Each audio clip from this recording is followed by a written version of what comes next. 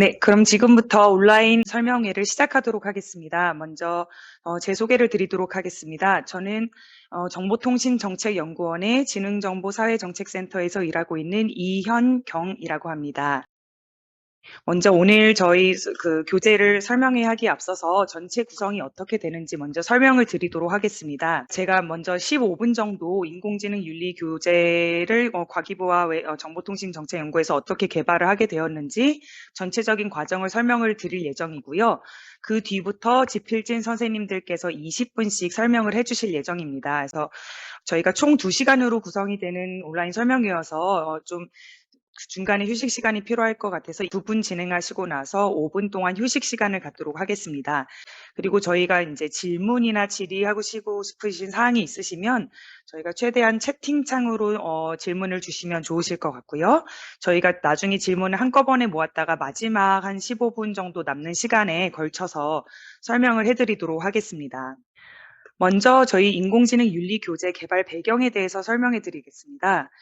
저희가 2021년에 처음 이제 교재를 개발할 당시만 했어도 이제 인공지능 윤리 교육에 특화된 교육 콘텐츠가 좀 부족한 상황이었습니다. 그때 당시 이제 네이버 커넥트 재단에서 만든 인공지능 신뢰성, 편향성, 악용 가능성, 책임성 등을 다룬 교재가 있었고요. 또 그 해외에서 만들어진 MIT에서 그 교수님이 만드신 모두를 위한 인공지능 윤리가 국내에서 번역이 된 정도로 이제 윤리 교재가 있었고요.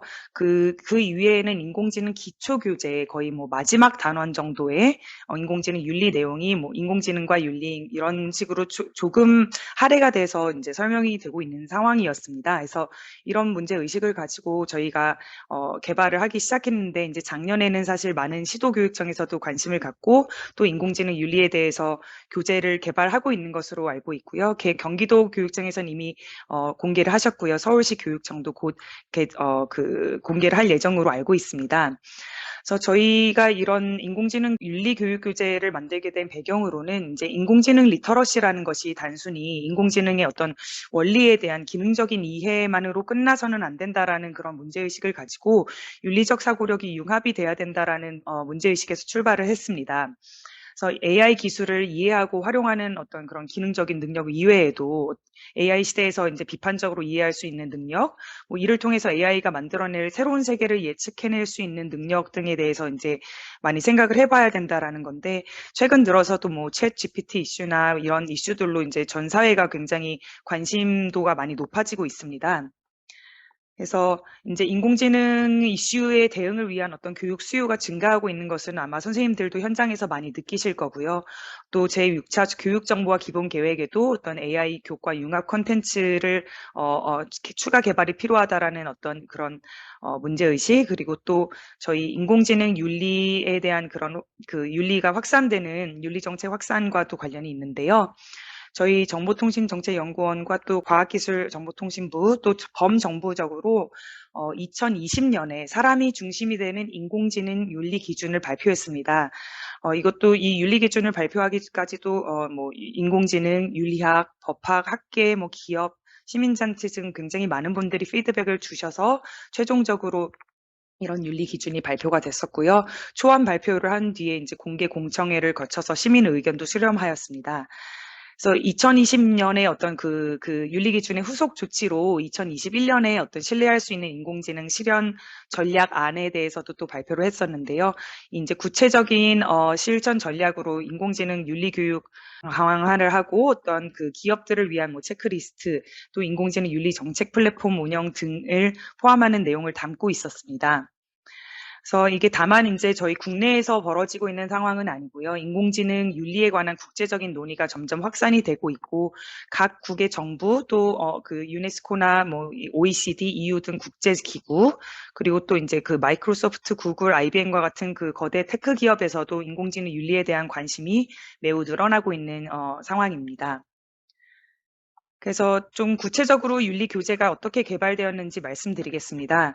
그래서 2020년 인공지능 윤리 기준 개발 한 뒤에 2021년에는 저희가 인공지능 윤리 교육에 관련된 총론을 개발하였는데요. 이것은 이제 그 인공지능 윤리 기준에 나온 3대 기본 원칙과 10대 핵심 요건을 중심으로 이 어떻게 하면 교육 현장에서 쓰일 수 있을 것인가를 고민하면서 전체적인 총론을 개발했다고 보시면 되겠습니다. 그래서 이제 인공지대에 살아가는 시민으로서 갖춰야 하는 인공지능 윤리 역량을 함량하도록 하는 그런 내용을 기본적으로 담고 있고요. 어떻게 하면 학교 현장에서 활용할 수 있을 것인가 이제 작년에 많이 고민을 해보면서 초등학교에서는 좀 아이들이 아직 인공지능에 대해서도 많이 개념에 대해서도 명확치가 않을 것이고 좀 너무 세세한 내용보다는 좀 전체적으로 거시적으로 3대 원칙을 중심으로 인간을 존중해야 하고 뭐 사회 공공선의 원칙 그리고 기술이 개발된 목적에 맞게 쓰여야 된다라는 기술의 한 목적성 원칙으로 교재를 개발하는 것이 괜찮겠다라는 어떤 그런 프레임을 짰고요. 중학교에서는 이제 조금 학생들이 도덕성 발달 단계도 좀 올라가고 이런 것들을 고려해서 좀 관련이 있는 10대 요건 중에서 관련이 있는 요건들을 묶어서 그 교재를 구성하는 것이 좋겠다고 판단이 되었습니다. 그리고 마지막 이제 고등학생이나 이제 일반 성인들을 대상으로는 사실 10대 요건 하나하나가 좀 굉장히 다룰 만한 이슈도 있고 사례들도 많기 때문에 이렇게 쭉 설명을 할 수 있는 방식으로 교재를 개발하면 좋을 것 같다라는 이런 총론적인 걸 개발을 했고요. 좀 세분화된 역량 중심의 인공지능 윤리 교육을 실시해야 되겠다라는 그런 기조를 세웠었습니다. 그래서 작년이죠. 벌써 2022년에 이제 저희가 인공지능 윤리 교재를 거의 1년여에 걸쳐서 개발을 하면서 저희가 크게 가졌던 원칙은 세 가지입니다. 먼저 학습자들이 일상생활에서 발견할 수 있는 실제적인 과제와 맥락을 강조하는 것이었고요. 또한 이게 비단 인공지능 기초나 뭐 기술 정보 선생님들뿐만 아니라 다양한 교과 선생님들이 활용할 수 있도록 유도하는 것이었습니다. 그리고 또 세 번째로는 이제 문제 해결 중심의 학습을 해서 이제 새로운 문제들이 계속 일어나고 있고 이런 상황에서 어떻게 이제 학생들이 유연하게 대처할 수 있을 것이고 그런 역량을 길러주고자 이제 노력을 하자라는 원칙을 좀 세웠고요. 이렇게 현장에서 좀 적용 가능한 교육 프로그램 개발을 위해서 교사들의 인식 조사를 할 필요가 있다고 느껴졌습니다. 그래서 저희 정보통신정책연구원에서는 이제 AI 선도학교에 계시는 교사분들 총 48명의 현직 교사를 대상으로 교사 인식 조사를 시행하였고요. 보시면 아시겠지만 일반 어떤 인공지능 기초교육에 대한 교육보다 인공지능 윤리 교육이 필요하다라고 생각하시는 분들이 초등학교, 중학교, 고등학교, 일반 성인 쭉 높게 나타나는 것을 보실 수 있습니다. 그래서 AI 선도학교 교사 인식조사 오늘은 많은 설명 드리지 않겠습니다만 관심 있으신 분은 나중에 저희 연구원 보고서를 참조하시면 될 것 같습니다. 그래서 작년에 이제 오늘 이 자리에서 나와서 이제 설명을 해주실 지필진 선생님들을 저희가 초빙을 했고요. 또 초등교재, 중등교재, 고등교재 각각 다양한 분야에 계신 실력자 선생님분들을 모시고 저희가 오늘 여기까지 좀 왔습니다. 저희가 교재를 개발하는 과정 중에서도 저희끼리 고민도 많이 하고 굉장히 공부하면서 교재를 개발했다고 볼 수 있고요. 또 여러 가지 이제 정치적으로 민감한 사안이나 이런 것들이 사례로 포함되어 있기 때문에 저희가 외부 감수진 플러스 인공지능 윤리정책 포럼 등의 어떤 다양한 루트를 활용해서 피드백을 수렴하려고 노력했습니다.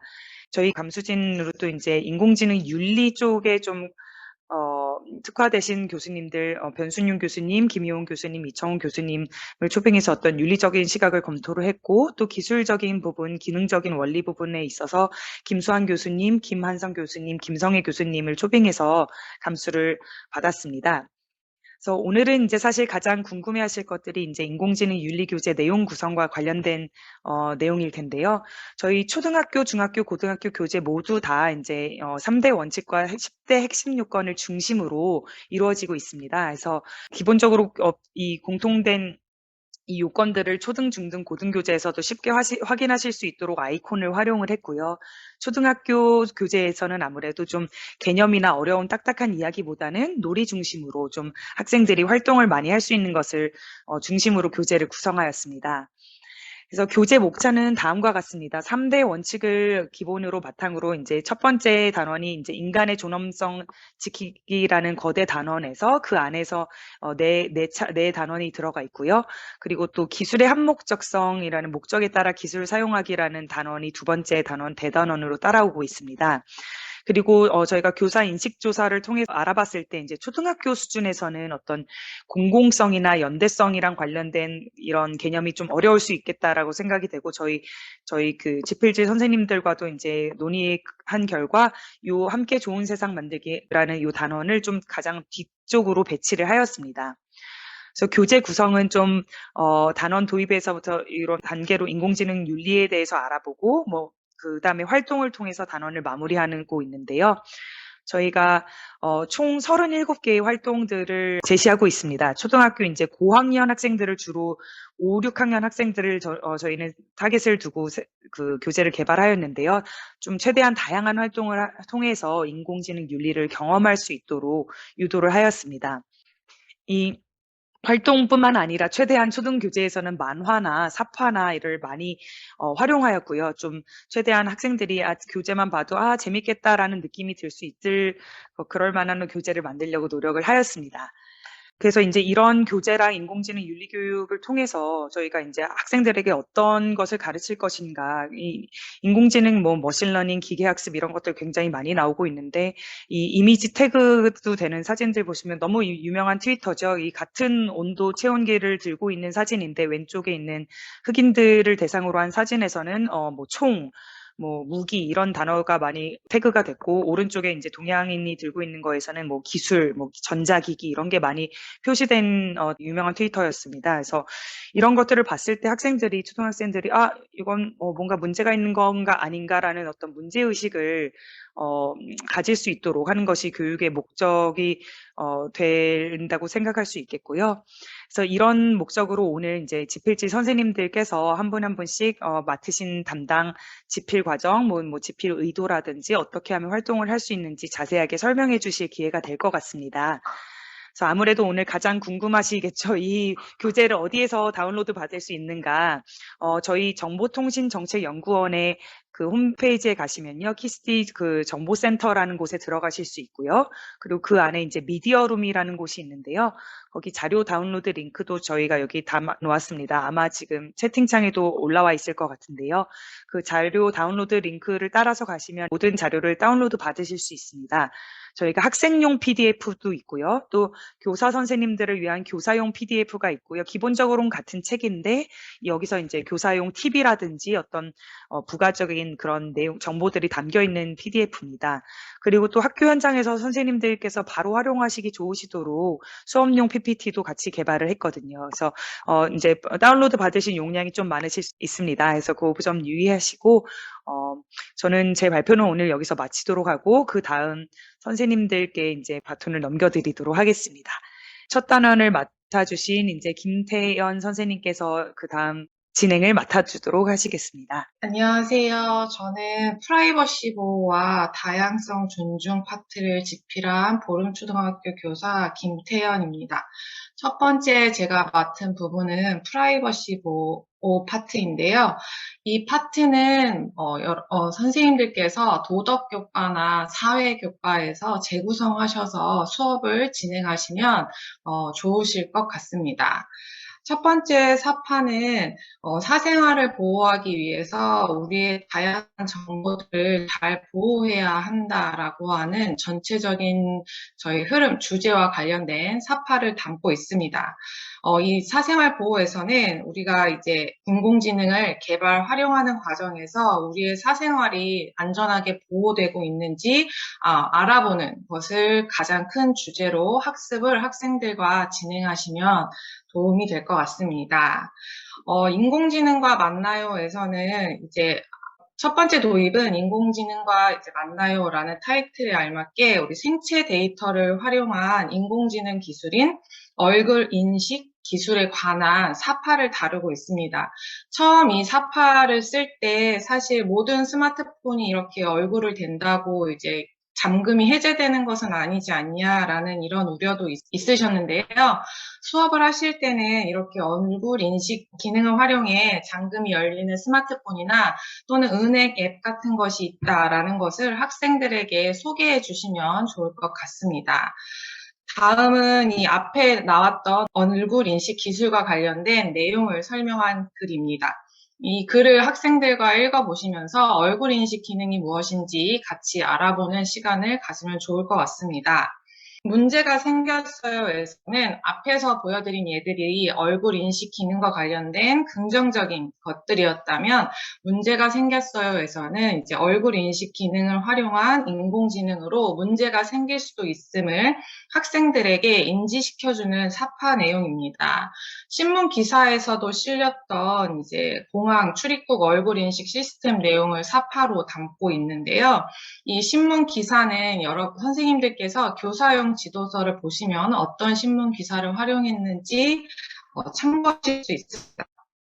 학생들과 같이 사파를 보시고 나서 다음과 같은 상황에서 어떤 문제가 일어날 수 있는지 이야기 나눠보시는 활동을 같이 진행해 주시면 좋을 것 같습니다. 사실 이 사생활보호 파트를 쓰면서 가장 많은 했던 부분이 이제 용어를 어떻게 선정하느냐가 있었던 것 같습니다. 사실 이제 사생활 보호와 프라이버시 보호라는 용어 자체가 저희는 이제 비슷하게 일상생활에서 혼재되어 사용하고 있는데, 지능정보 사회에서는 프라이버시가 사생활보다는 좀 더 큰 개념으로 가고 있는 것 같습니다. 근데 이 초등학생들에게 그 미묘한 차이를 가르쳐 주는 것은 좀 어렵지 않을까라는 생각을 많이 했습니다. 그런데 단지 개인의 사생활뿐 아니라 목소리 데이터, 바이오 정보, 인터넷에 남긴 흔적 데이터 등을 포괄하는 개념으로 원래 10대 핵심 요건에는 프라이버시 보호라고 나오고 있는데요. 저 선생님들하고 연구사님들하고 얘기를 한 결과 초등학생들이 좀 친숙한 단어는 무엇일까, 좀 더 받아들이기 쉬운 단어는 무엇일까라는 얘기를 많이 나눈 결과 사생활 보호가 훨씬 아이들이 받아들이기 친숙할 것 같다라고 얘기를 해서 저희는 이번 내용을 사생활 보호로 잡고 집필을 하게 되었습니다. 그래서 인공지능 윤리를 알아보아요에서는 사생활 보호와 관련해서 초등학생들이 알고 있으면 도움이 될 그런 개념들, 개인정보에 관련 내용도 담고 있고요. 사생활 침해는 무엇이 있는지, 그리고 사생활 침해 유형에는 어떤 것들이 있는지 담고 있습니다. 이 침해의 사례들도 학생들이 주변에서 겪을 수 있는 학교 또는 학원에서 일어날 수 있는 사례들로 학생들이 읽었을 때 쉽게 이해될 수 있는 사례들을 담고 있습니다. 다음은 이제 활동으로 넘어가게 되는데요. 첫 번째 활동은 개인정보를 가지고 학생들이 빙고 놀이를 한 활동으로 준비되어 있습니다. 사생활 보호에는 개인정보와 관련된 내용이 좀 필수적이라고 생각을 했기 때문에 아이들과 다시 한번 이렇게 사생활을 보호하기 위해 어떤 개인정보들이 있는지 알아보고 간단하게 아욱한 빙고를 할 수 있는 놀이로 준비해 보았습니다. 두 번째 활동은 학생들이 실제로 인공지능을 개발 또는 활용하는 중에 사생활이 보호되지 못한 사례를 조사하도록 활동을 구성하였는데요. 이 활동을 통해서는 아이들이 우리 주변에서 정말 이렇게 많은 인공지능이 사용되고 있구나를 느끼면서 이런 인공지능이 활용 또는 사용하는 과정 속에서 우리가 얼마나 사생활이 보호되고 있지 못하는지 다양한 사례를 개별적으로 학생 개인적으로 한번 조사해보는 시간을 갖고 나서 두 번째 활동에는 그 조사한 사례들을 가지고 친구들과 함께 이야기를 나누는 겁니다. 자신이 조사한 이런 사생활이 보호되지 못한 사례를 친구들과 같이 나누고 그로 인해 생길 수 있는 문제는 어떤 것들이 있는지 모둠 활동을 해서 친구들과 이런 문제가 생길 수 있다라는 이야기를 나누는 시간을 갖는 활동으로 준비를 했고요. 이때도 예시 자료로 선생님께서 전체 활동을 같이 시범적으로 하신 후에 나머지 활동들은 친구들과 함께 모둠 활동을 하는 식으로 활동을 진행하셔도 좋을 것 같습니다. 세 번째 활동은 앞에서 다뤘던 얼굴 인식 기술과 관련된 내용입니다. 내용의 사파를 보시면 학교에 인공지능 기반 CCTV가 설치되었을 때 그 CCTV 설치로 인해 각각 상반된 입장을 나타내고 있는 사파를 다루고 있습니다. 자, 그래서 이 사파를 함께 본 후에 밑에 있는 이야기를 학생들과 같이 나눠보시면 좋을 것 같은데요. 우선 아이들이 인공지능 기술 기반의 CCTV가 기존의 CCTV와 어떻게 다른지 알아보는 활동으로 구성되어 있습니다.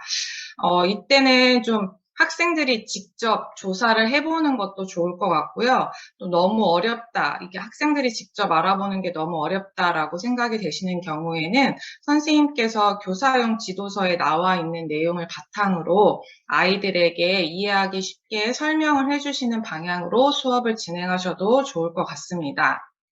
이렇게 인공지능 기술 기반의 CCTV가 기존 CCTV와 다른 점이 무엇이 있는지 알아보고 난 다음에는 만약 사파와 같은 인공지능 기술 기반의 CCTV가 내가 지금 생활하고 있는 교실에 설치가 된다면 나는 어떤 기분이 들지 또는 어떤 생각이 들지를 친구들과 함께 적어보고 생각을 나누어보는 시간을 갖습니다.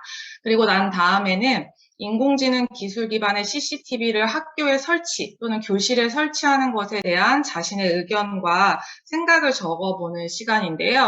이때는 선생님께서 이제 학생들의 생각과 의견을 최대한 많이 충분히 들어보시는 것이 다음 활동을 하는데 좀 더 도움이 되실 것 같습니다. 이렇게 앞의 활동을 바탕으로 마지막 활동은 만약 우리 반에 인공지능 기술 기반 CCTV 설치가 된다면 어떤 규칙 또는 규칙을 가지고 설치되는 것이 필요할지 생각해보고 CCTV 설치 안내문을 만들어보는 활동입니다. 학생들에게 CCTV 설치 안내문이 생소할 수 있어서 예시 자료를 교재에 넣어 두었는데요. 이 예시 자료 같은 경우에는 학생들에게 미리 보여주시게 되면 좀 학생들의 사고가 한정될 수 있으므로 예시 자료 없이 그냥 활동지만 가지고 진행하셔도 될 것 같습니다. 근데 단 이런 것들은 이제 선생님들이 교실 속 학생들의 수준을 생각해 보시고 예시 자료를 활용하셔도 되고 활용하지 않고 그냥 활동으로 진행하셔도 좋을 것 같습니다. 자, 이렇게 해서 마지막 활동은 인공지능 기반 기술의 CCTV 설치 안내문을 만들고 이 단원 마무리에서는 이렇게 나의 사생활과 내 주변 사람들의 사생활을 보호하기 위해서 우리가 어떤 약속을 지키는 것이 좋을 것 같은지 서약서를 쓰는 활동으로 단원을 마무리하도록 구성하였습니다. 네, 두 번째 파트는 제가 집필한 두 번째 파트는 다양성 존중입니다. 다양성 존중은 이제 사회 또는 실과 교과서에서 선생님들께서 재구성하셔서 활용하시면 좋을 것 같습니다. 사파를 보시면 다소 이게 인공지능이랑 무슨 상관이 있는 사파지? 라고 생각이 드실 수도 있을 것 같은데요. 이 부분의 사파에서는 이제 인공지능보다는 전체적인 주제인 다양성 존중에 초점을 두고 있으므로 학생들과 이제 단원을 도입하실 때 그런 부분에 초점을 두고 이야기를 나누시고 수업을 진행하시면 좋을 것 같습니다. 첫 번째는 인공지능과 만나요에서는 인공지능 챗봇에게 무슨 음악을 검색해줘 라고 하면 인공지능이 아이가 얘기한 것에 맞게 음악을 검색해주는 내용을 담고 있습니다. 그래서 인공지능과 만나요에서는 앞에 나왔던 인공지능 챗봇에 대한 설명이 나와 있고요. 이때 학생들에게 우리 주변에 정말 인공지능 챗봇을 활용한 많이 활용되고 있음을 이 학생들과 함께 이야기 나누시면 좋을 것 같습니다. 문제가 생겼어요에서는 역시나 인공지능 챗봇으로 인해 생길 수 있는 문제를 담고 있는데요. 앞에 이 사파를 보고 학생들과 내가 이런 챗봇과 대화했을 때 이런 문제가 생기면 어떤 감정이 들지, 어떤 생각이 들지 학생들과 심도 있게 이야기를 나누면서 수업을 진행해 가시면 좋을 것 같습니다. 이제 다양성 존중 파트에서는 편견과 차별을 최소화하여 모든 사람에게 무엇이든 공평하게 적용되는 것에 다양성을 존중하는 것에 초점을 맞추고 있습니다. 아마 몇몇 선생님들께서는 왜 다양성 존중 파트에서 데이터 편향을 다루고 있지 않지? 라는 의문이 드실 수도 있을 것 같습니다. 이제 처음에 다양성 존중 파트 집필을 할 때 저도 데이터 편향 내용을 다루었었는데요. 이제 저희가 아까 저희 연구사님이 얘기해 주신 것처럼 교재 집필 시에 이제 내용이 되도록 중복되지 않게 하자, 그리고 사례도 되도록이면 중복되지 않게 하자라는 얘기를 많이 나누었었고요. 데이터 편향은 지금 다양성 존중보다는 뒤에 나오는 데이터 관리에서 다루는 것이 훨씬 적절하다라고 판단돼요. 이 다양성 존중에서는 데이터 편향의 내용을 빼게 되었습니다. 다루지 않고 뒤에서 다루게 되었습니다. 다양성 존중에서는 이제 다양성 존중이란 무엇인지, 그리고 편견과 차별의 개념에 대해서 알아보고요. 그리고 이런 편견과 차별을 줄이기 위한 노력들이 여러 곳에서 계속되고 있다라고 하는 배경 지식을 학생들에게 설명하고 있습니다. 첫 번째 활동은 이제 인공지능의 편견과 차별 줄이기인데요. 제가 집필하면서 가장 많이 바뀐 부분이기도 하고, 집필할 때 고민도 많이 했던 활동입니다. 처음 만들어졌던 활동은 사실 이제 속담이나 관용어구에서 편견이나 차별이 드러난 표현을 차별이 줄이고 다양성을 존중하는 표현으로 바꾸는 것으로 했었는데요. 처음에 이제 속담이나 편견을 찾을 때 대부분 다 남녀 차별적인 표현들이 대부분이었고, 그렇지 않은 표현들은 좀 초등학생들이 알기 어려운 표현들이 많다라고 판단이 되어서 활동을 바꾸게 되었습니다. 그래서 앞에 나와 있는 지금 내용들은 실제 인공지능 챗봇의 대화 중 편견과 차별이 드러난 내용인데요. 사실 여기 나와 있는 대화는 원래는 인공지능 챗봇이 실제로 했던 대화를 가지고 오고 싶었는데 학생들의 교재로 담기에는 적절하지 않은 표현들이 많아서 많이 순화시킨 표현으로 지금 인공지능 챗봇의 대화의 내용을 편집해서 가지고 왔습니다. 근데 사실 지도서에는 이 내용이 유의점에 나와 있기는 한데요. 지금 나와 있는 챗봇의 대화는 이제 예전에 인공지능 챗봇에서 보여줬던 문제점들이며, 현재는 이런 문제를 보완하기 위해 많이 노력을 하고 있고, 그리고 실제로 이런 많이 보완된 인공지능 챗봇들이 나오고 있다. 그래서 많이 개선되고 있다라고 하는 점도 학생들에게 이야기해 주시면 좋을 것 같습니다. 이렇게 인공지능에서 나타난 편견과 차별을 줄이는 활동을 하고 난 뒤에는 두 번째 활동은 이런 역할극 꾸미기 활동인데요. 지금 앞에 보시는 상황 1, 2, 3은 인공지능이 편견과 차별이 드러난 3개의 사파가 실려 있습니다. 여중에서 이제 모든 친구들과 하나의 상황을 설정해서 이제 역할극을 꾸며보는 건데요. 이 역할극을 꾸밀 때 아이들에게 만약에 내가 일상생활 속에서 이런 상황이 된다면 어떤 문제가 생길 수 있는지 그런 문제점을 충분히 생각해 보고 그런 문제점이 잘 드러날 수 있도록 역할극을 짤 수 있게 선생님께서 수업의 방향을 진행해 주시면 좋을 것 같습니다. 사실 역할극을 만들고 실현하고 연습하고 이런 과정이 1차 시 안에 끝나기에는 힘들기 때문에 선생님께서 수업을 진행하실 때에는 학급 상황에 맞춰 차시를 늘려서 수업을 진행하셔도 좋을 것 같습니다. 세 번째 활동은 이제 편견과 차별을 줄이는 발명품을 조사해보는 활동으로 구성되어 있습니다. 이제 학생들에게 이제 교재에 실려 있는 사례를 함께 보면서 우리 주변에서 이렇게 편견과 차별을 줄이고 다양성을 존중하기 위한 발명품이 있음을 이야기하고 학생들에게 또 다른 사생활은 이런 편견과 차별을 줄이고 다양성을 존중한 발명품을 조사해서 친구들과 함께 그 다양한 발명품들을 나누는 시간을 가지면 될 것 같습니다. 활동 3에 한 내용을 바탕으로 활동 4에서는 앞에서 조사한 내용을 바탕으로 조사한 발명품과 인공지능 기술을 접목시킨 새로운 발명품 아이디어를 보완하도록 활동을 준비해 보았습니다. 이때는 뭐 자신이 조사한 그 발명품을 가지고 새로운 아이디어를 내도 좋고요. 아니면 아까 친구들과 나눈 이야기 중에 친구들이 이야기한 발명품 중에 기억에 남는 내용을 이용해 인공지능 기술과 접목한 발명품을 고안해도 좋을 것 같습니다.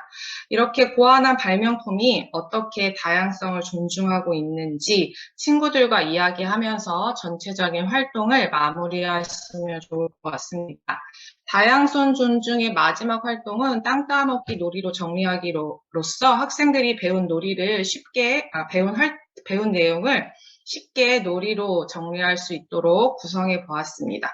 여기까지가 제가 집필한 부분이었습니다. 감사합니다. 바로 그 다음으로 이어서 도남초의 김태훈 선생님께서 맡으신 집필 부분을 설명해 주시도록 하겠습니다. 안녕하십니까. 저는 제주도에서 근무하는 도남초등학교 교사 김태훈입니다. 제가 준비한 내용을 발표드리도록 하겠습니다. 저는 피해를 주지 않아요라는 제목에서도 나왔듯이 침해 금지라는 핵심 요건을 주제로 이제 단원을 작성했고요. 융합교과로는 도덕과 사회를 뽑아봤는데요. 혹시 선생님들 아마 교재 내용을 살펴보시면 아시겠지만 꼭 제가 제시한 내용 말고도 뭐 국어, 사회도 이제 다양한 교과에서 사용할 수 있을 것 같다는 생각에 교재를 개발하면서 생각이 들었어서 참고하시면 좋을 것 같습니다. 이제 사파는 이제 인공지능으로 인한 편리함도 있지만 이제 불편함도 있을 수 있다. 어떤 피해도 발생할 수 있다라는 내용을 담아서 학생들에게 이제 일기예보, 소나기와 관련된 일기예보를 알려주는 인공지능, 그리고 인공지능으로 인한 자율주행 자동차가 이제 비로 인해서 오작동을 하는 그런 이제 사례를 들어서 인공지능이 편리하기도 하지만 우리에게 뭔가 피해를 줄 수도 있구나. 이런 부분을 학생들과 한번 이야기 나눌 수 있도록 사파를 준비했습니다. 이제 각 단원마다 그 인공지능 기술을 다양하게 저희가 이제 선정을 했는데요. 저는 이 침해 금지와 관련된 이 단원에서는 이제 드론을 소재로 삼았습니다. 뉴스로 아마 보신 적도 있겠지만 무인도에도 이제 택배가 이제 가고 있는데 그런 자율주행 택배를 이용해서 케이크 같은 경우는 이제 유통기간이 짧잖아요. 그래서 이제 쉽게 상하고 멀리 떨어져 있는 이제 섬에서는 케이크가 먹기가 어려울 수 있는데 그런 것들을 이제 자율주행 드론을 이용해서 쉽게 받아볼 수 있다라고는 장점을 한번 설명을 하고 그 다음 자율주행 드론에 대해서 이제 뭐 다양하게 안전검사나 산불 감시, 그 다음 군사용도 이제 전쟁이라는 안 좋은 부분도 있을 수 있지만 이제 효율적으로 이제 안전을 지키기 위한 그런 드론을 사용하고 수 있다는 것을 설명을 하면 좋을 것 같습니다. 반면에 이제 자율주행 드론으로 이제 피해를 입을 수 있는 이제 그 사안으로는 이제 그 영상을 촬영해서 그런 걸로 인해서 사생활이 침해되는 그런 것을 소재로 이제 사파를 넣었고요. 이제 드론으로 인해서 자율주행 드론으로 인해서 피해를 볼 수 있기 때문에 이런 것들을 어떻게 하면 해결할 수 있을까? 어떤 문제점이 발생할 수 있고, 이제 그런 해결 방법도 간단하게 고민을 해보는 사파를 넣어봤습니다. 네. 이제 아까 김태현 선생님께서 이제 사생활 침해에 대한 부분도 했는데, 이제 교재 전반적으로 약간 겹치는 부분이 있을 수 있습니다. 이 침해 금지에서는 이제 다양한 침해를 이제 이야기하고 있기 때문에 사생활 침해, 인권 침해뿐만 아니라 건강 또는 생명의 위협, 그러니까 인공지능으로 생길 수 있는 다양한 피해를 다루고 있다고 생각하시면 될 것 같고요. 그러면은 이제 기술별로, 이제 인공지능에 사용되는 예별로 어떤 위험 요소가 있을 수 있고, 어떤 침해 사례가 있을 수 있는지를 제시했습니다. 방금 살펴본 이제 자율주행 드론뿐만 아니라 자율주행 자동차를 통해서 내용을 제시했고요.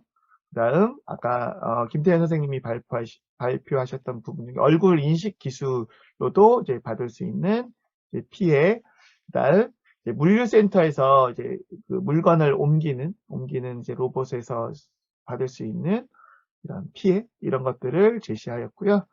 이런 이제 피해는 이제 저가 설명하면서도 이제 피해라는 용어와 침해라는 용어를 이제 지금 혼동하고 있는데, 이제 뒤에 보면 그 침해라는 용어에 대한 설명을 넣었고요. 이제 인공지능 입장에서 다른 이제 사람들에게 이제 피해를 끼치는 것을 침해다. 그리고 사람의 입장에서 인공지능으로 인해서 이제 당하는 것을 피해다. 이렇게 용어를 구분하면서 설명을 하면 좋을 것 같고요. 이런 침해를 방지하기 위해서는 뭔가 관심과 노력이 필요하다라고 해서 내용을 마무리했고요. 그다음 위험 요소를 그럼 줄이기 위해서는 어떤 것들을 해야 되느냐를 이제 세 가지 측면에서 이제 다루는데요. 인공지능 개발자, 그리고 인공지능 사용자, 그리고 국가나 정부 차원에서도 노력이 필요하다. 이런 식으로 제시를 하였습니다.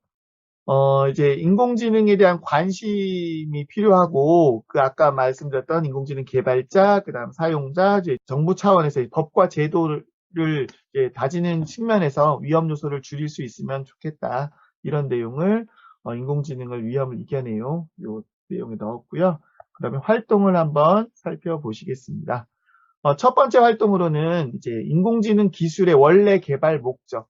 원래는 이런 목적으로 개발이 되었다. 그 다음, 하지만 이런 개발 목적으로 개발되었음에도 불구하고, 뭐, 오작동 또는 이제 악용을 통해서 이런 위험 요소가 있을 수 있다라는 것을 찾아보도록 하였고요. 이제 혹시 학생들이 어려움을 느낄까봐 자율주행 자동차에 대해서는 예로 제시했고, 얼굴 인식 기술, 그 다음 자율주행 드론에 대해서는 학생들이 직접 찾아볼 수 있도록 이렇게 제시를 하였습니다. 두 번째로는 저희가 이제 그 놀이 중심에 맞게 이제 보드게임을 개발해 보았는데요. 이제 그림을 보시면서 설명을 드리면, 이제 메모리 게임입니다. 이제 인공지능 기술 카드에는 이제 각 그 인공지능을 사용한 이제 기술이 나와 있고요. 이제 여러 가지 기술 중에 이제 세 개를 먼저 오픈을 하게 됩니다. 그 중에서 하나를 선택하고 뒤집어 있는 목적 카드와 위험 카드를 이제 펼쳐보면서 그 맞는 목적과 맞는 위험을 찾으면 그 인공지능 기술 카드를 얻어가는 게임이 되겠습니다. 이 게임을 개발한 이유는 학생들이 아무래도 1차 차시 내용을 보고서 자율주행 드론의 목적과 위험 카드에 대해서 정확하게 알기 어려울 수도 있기 때문에 이 그 목적 카드를 찾는 과정에서 다 같이 학생들과 친구들과 그 목적과 위험 요소를 함께 읽으면서 이제 앞에 배웠던 내용들을 게임 형태로 잘 이해할 수 있도록 내용을 구성해 보았습니다. 세 번째 활동으로는 이제 자율주행 드론 사용에 대한 가상 인터뷰고요. 이제 심화 활동이라고 생각하시면 되겠습니다.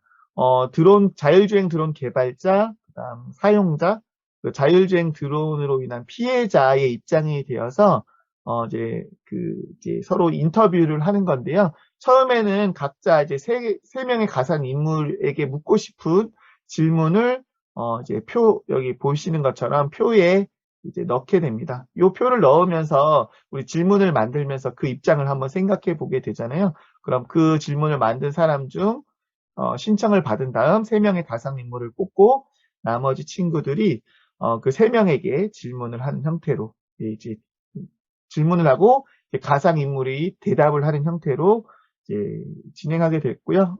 선생님도 잘 아시는 하시팅 기법으로 한번 구성을 해 보았습니다. 말씀드렸듯이 조금 이 인공지능 이제 그 침해 금지에 대한 어느 정도 이제 그 학생들이 이해도가 높을 때 또는 그런 이해도를 이끌어내고 싶을 때 사용하면 좋을 것 같고, 아까 김태현 선생님이 말씀하신 것처럼 한 차시 시간으로 부족하다고 여겨지시면 이제 2차시 정도로 시간을 확보하신 다음 진행을 하시면 좋을 것 같습니다. 그 다음, 이번에는 이제 두 번째 내용인 인공지능 위험 요소에 대한 내용 부분이고요. 이미지 합성 기술, 물류 로봇, 군사 로봇에 대한 위험 요소와 그 위험 요소를 줄이기 위한 방법을 함께 고민하는 내용을 넣어봤습니다. 그 다음 활동 5로는 아까 말씀드렸듯이 이미지 합성 기술 중에 이제 학생들도 많이 알고 있는 딥페이크 기술입니다. 딥페이크 기술과 관련된 영상, 독립운동가들, 뭐 류관순, 그다음 윤봉길 이런 이제 이미 돌아가신 분들 그리고 이제 돌아가신 가족들을 딥페이크 기술로 이렇게 되살아날 수 있게 영상으로 만들 수 있다고 해요. 아마 이제 TV 방송으로도 아마 선생님들 많이 보셨을 것 같습니다. 이 영상을 통해서 딥페이크 기술의 좋은 점을 한번 생각해 보게 하고, 그다음 뉴스 영상도 이제 저희 교사용 자료에 링크로 넣었는데요. 이 딥페이크 기술로 선생님도 피해를 보고 있다. 이런 영상을 보면서 과연 딥페이크 기술을 법률로 규제를 해야 되는지에 대한 생각을 글로 써보는 활동을 구상해 보았습니다. 마지막으로 맨 처음 제시했던 그 자율주행 드론과 관련해서 우리 이번 차시 배운 내용을 바탕으로 그러면 어떻게 자율주행 드론을 사용하는 게 좋을지 사용자 입장에서 규칙을 한번 만들어 보는 활동으로 이제 정리를 하도록 했고요. 활동이 좀 많다 보니 선생님들 모든 활동을 하시기보다는 선택하셔서 한 차시 내에 하셔도 좋고 아니면 활동 시간을 좀 늘리셔서 시수를 확보하신 다음 두 차시에 이어서 활동을 하는 것도 생각해 보실 수 있을 것 같습니다. 네. 단원 마무리는 이제 각 기술별, 인공지능 기술별로 원래의 사용 목적과 피해를 연결해 보는 활동으로 구성을 하였습니다. 이제 마무리 활동은 마인드맵으로 되어 있고요. 그 다음 이어서 제가 집필한 두 번째 단원을 설명드리겠습니다. 이 단원은 이제 두 가지 핵심 요건을 다루고 있고요. 책임을 갖고 투명하게 사용해요 라는 제목에 나와 있듯이 책임성과 투명성에 대한 내용을 다루고 있습니다. 융합교과로는 도덕과와 실과과를 선정해 보았습니다. 청소기인데요. 사실 뭐 인공지능을 활용한 다양한 이제 가전 기술도 나와 있고, 이제 학생들 수준에서 너무 어려운 접근보다는 이제 그 투명성이나 책임성에 대해서 이야기 나눌 수 있게 조금 학생에게 친근한 어떤 가전 제품을 이끌어 보았습니다. 청소를 잘하는 그 인공지능 활용 청소가 있는데 학생들 입장에서는 너는 어떤 과정을 거쳐서 어떤 선택 과정을 통해서 이제 청소를 하는지 궁금해서 그 과정을 묻고 싶은데 인공지능 청소기는 그건 비밀이야 알려줄 수 없어 라고 이야기를 하고 있죠. 그래서 인공지능이 그 의사 처리 과정을 어떻게 하면 그 오픈할 수 있는지 공개할 수 있는지 그 투명성에 대한 것들을 고민해 보도록 사파를 넣었습니다. 여기서 다루는 소재는 의료 인공지능이고요. 요즘 이제 다양한 인공지능 개발로 인해서 그 수술법을 결정하는데 그 확률적인 계산을 인공지능 시스템을 통해서 많이 하고 있다고 해서 그 사례로 이제 한 가족의 사례, 할아버지의 수술을 인공지능이 추천한 이제 수술법을 통해서 수술이 잘 이루어지고 있다. 그 예를 한번 제시해 보았습니다. 그래서 의료 인공지능이 치료 방법, 그다음 의료 서비스 품질 향상에도 이제 기여를 하고 있고 질병 예방 및 조기 발견 이런 것에도 좋은 영향을 미치고 있다라는 긍정적인 영향을 다뤄봤고요. 반면 이제 걱정이 되는 부분, 이제 사용자 입장에서 또는 개발 과정의 입장에서 걱정이 되는 부분을 마찬가지로 의료 인공지능에 대해서 다뤄보았습니다. 만약 환자 입장에서 의료 그 인공지능 서비스가 추천을 해줬지만 어떤 결과를 거쳐서 어떤 자료를 검토했고 어떤 과정을 통해서 이제 수술 방법을 추천을 했는지 그 과정을 모른다면 그러니까 투명성을 확보하지 못한다면 과연 수술법을 마음 놓고 선택할 수 있을까? 네, 또 하나는 이제 책임성에 대한 부분인데요. 만약 그 선택한 방법에 대해서 수술이 잘못되었을 때는 과연 누가 책임을 져야 되는가라는 부분에 대해서 책임성까지 한번 같이 고민해 볼 수 있도록 사파에 한번 넣어 보았습니다. 네, 그래서 이 두 개의 단원을 이제 하다 보니 책임성에 대한 차시 한 차시, 그 다음 투명성에 대한 차시를 한 차시 연결해서 했고요. 먼저 이제 책임성에 대한 부분에 대해서 이제 직접적 또는 간접적으로 인공지능 사용하는 과정에서 이제 피해가 생기게 되는데, 과연 그 책임은 누가 져야 되느냐에 대한 고민을 한번 넣어봤습니다.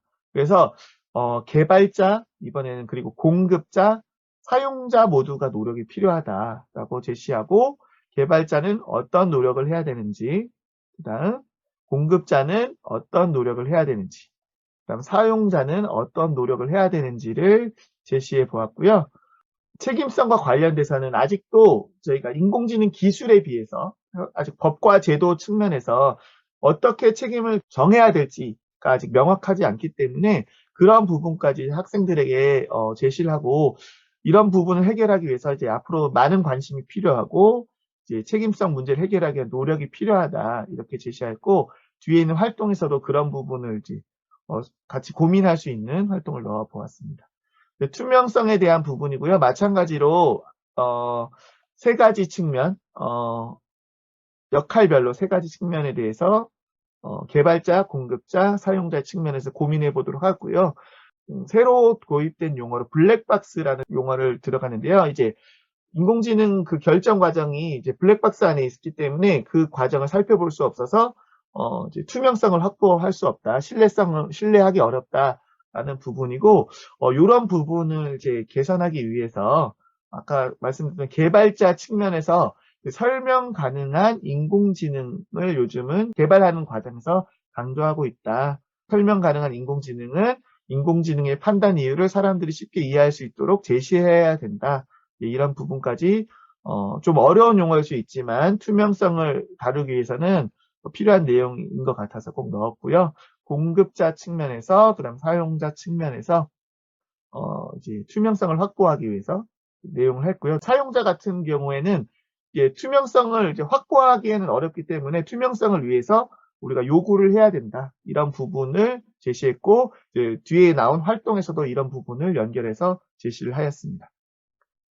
네, 활동을 설명을 드리자면, 이제 활동은 총 4개이고요. 첫 번째는 이제 예시로 든 게 자율주행 드론이고, 이제 개발자, 공급자, 사용자 측면에서 어떤 내용을 이제 고민할 수 있는지를 이렇게 제시를 해 보았어요. 그래서 문제 상황이 자율주행 드론이 사용 부주의로 건물과 부딪혔다. 그럼 이거에서 책임이 가장 큰 사람은 누구이냐라고 학생들이 생각해 보게 하고, 개발자가 이제 가장 큰 책임이 있을 수 있다, 또는 이제 공급자, 그다음 사용자, 누구가 대상이든 간에 그 큰 사람을 선택하는 것도 중요하지만 그 책임이 가장 큰 이유와 필요한 노력에 학생들이 어떤 생각을 하고 있는지를 같이 살펴보는 것이 중요한 것 같아서 이 내용을 제시했고요. 교사용 지도서에도 그런 부분을 강조하였습니다.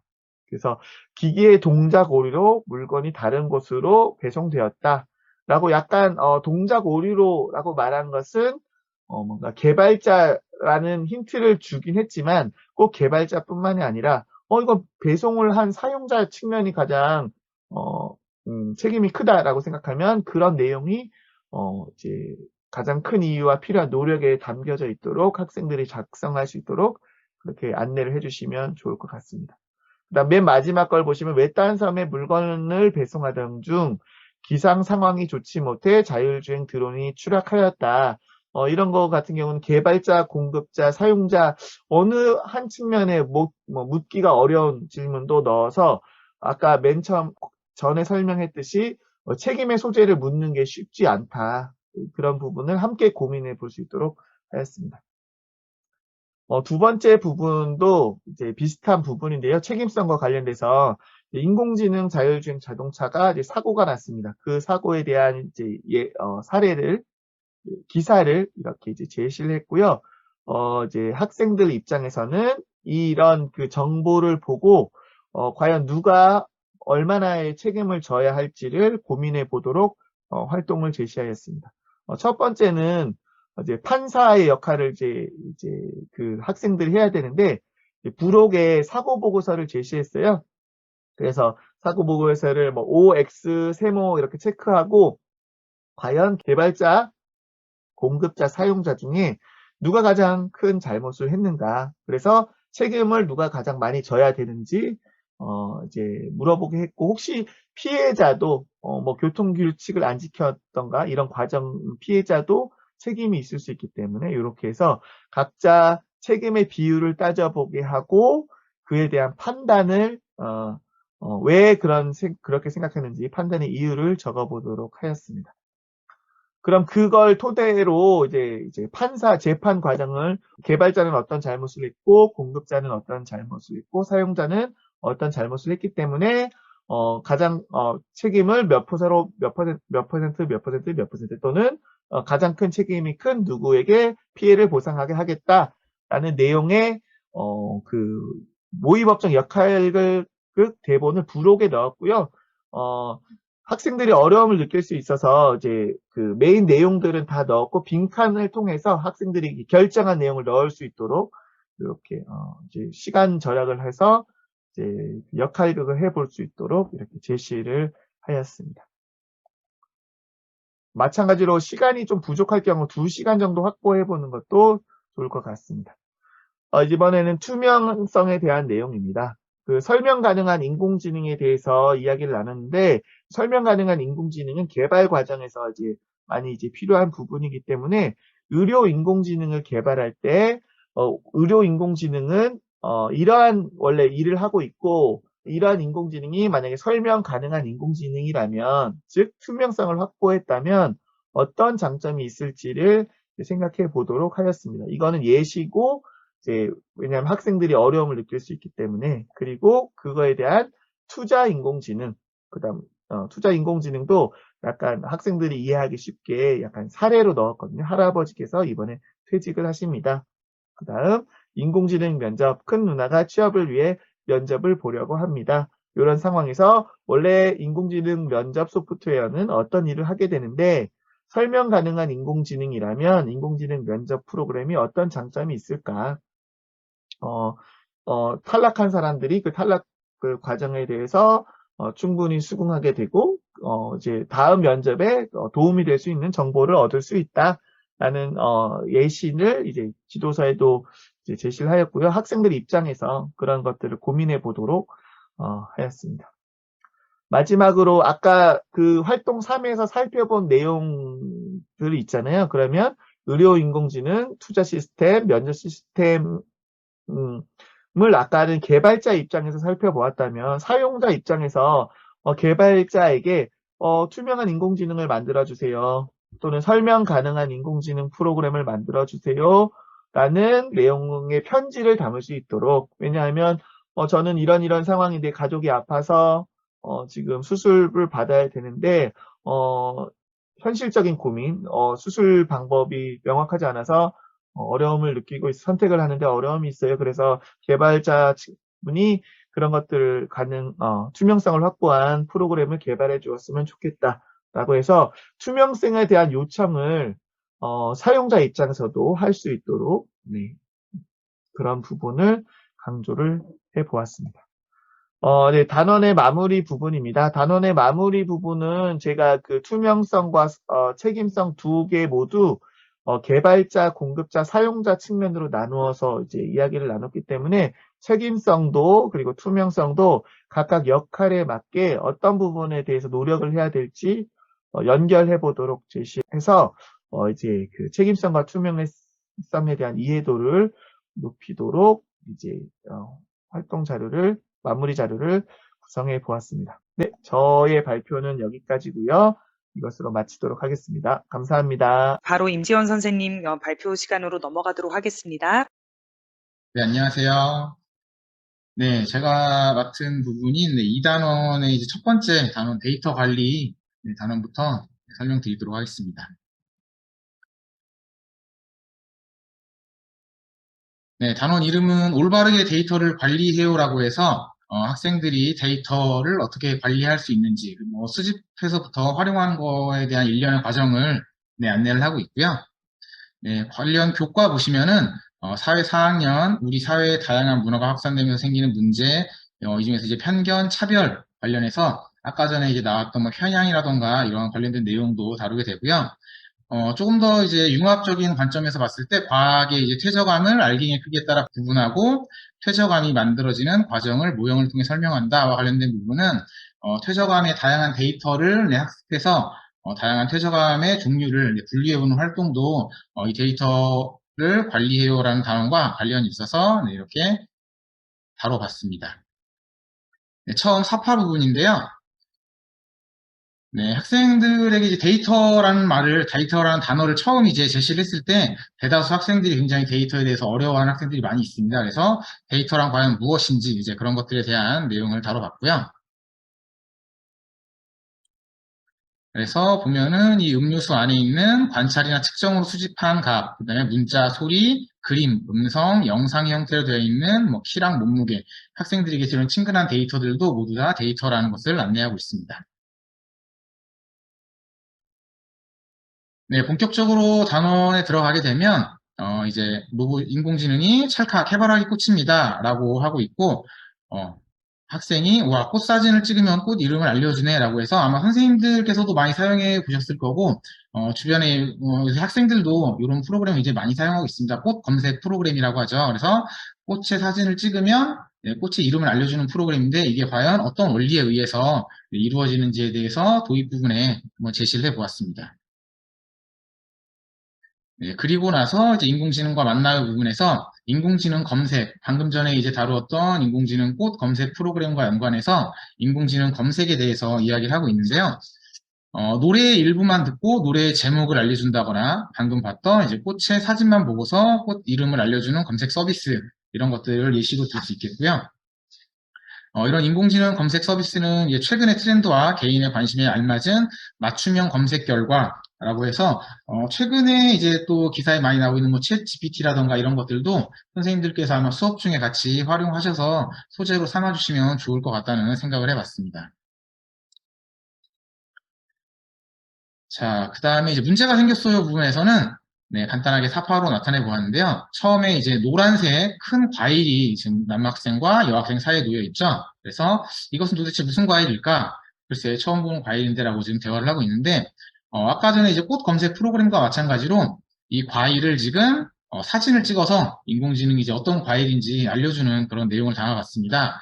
네, 사진을 찍어서 봤더니, 이 과일은 참외입니다. 라고 AI가 지금 이야기를 해주고 있죠.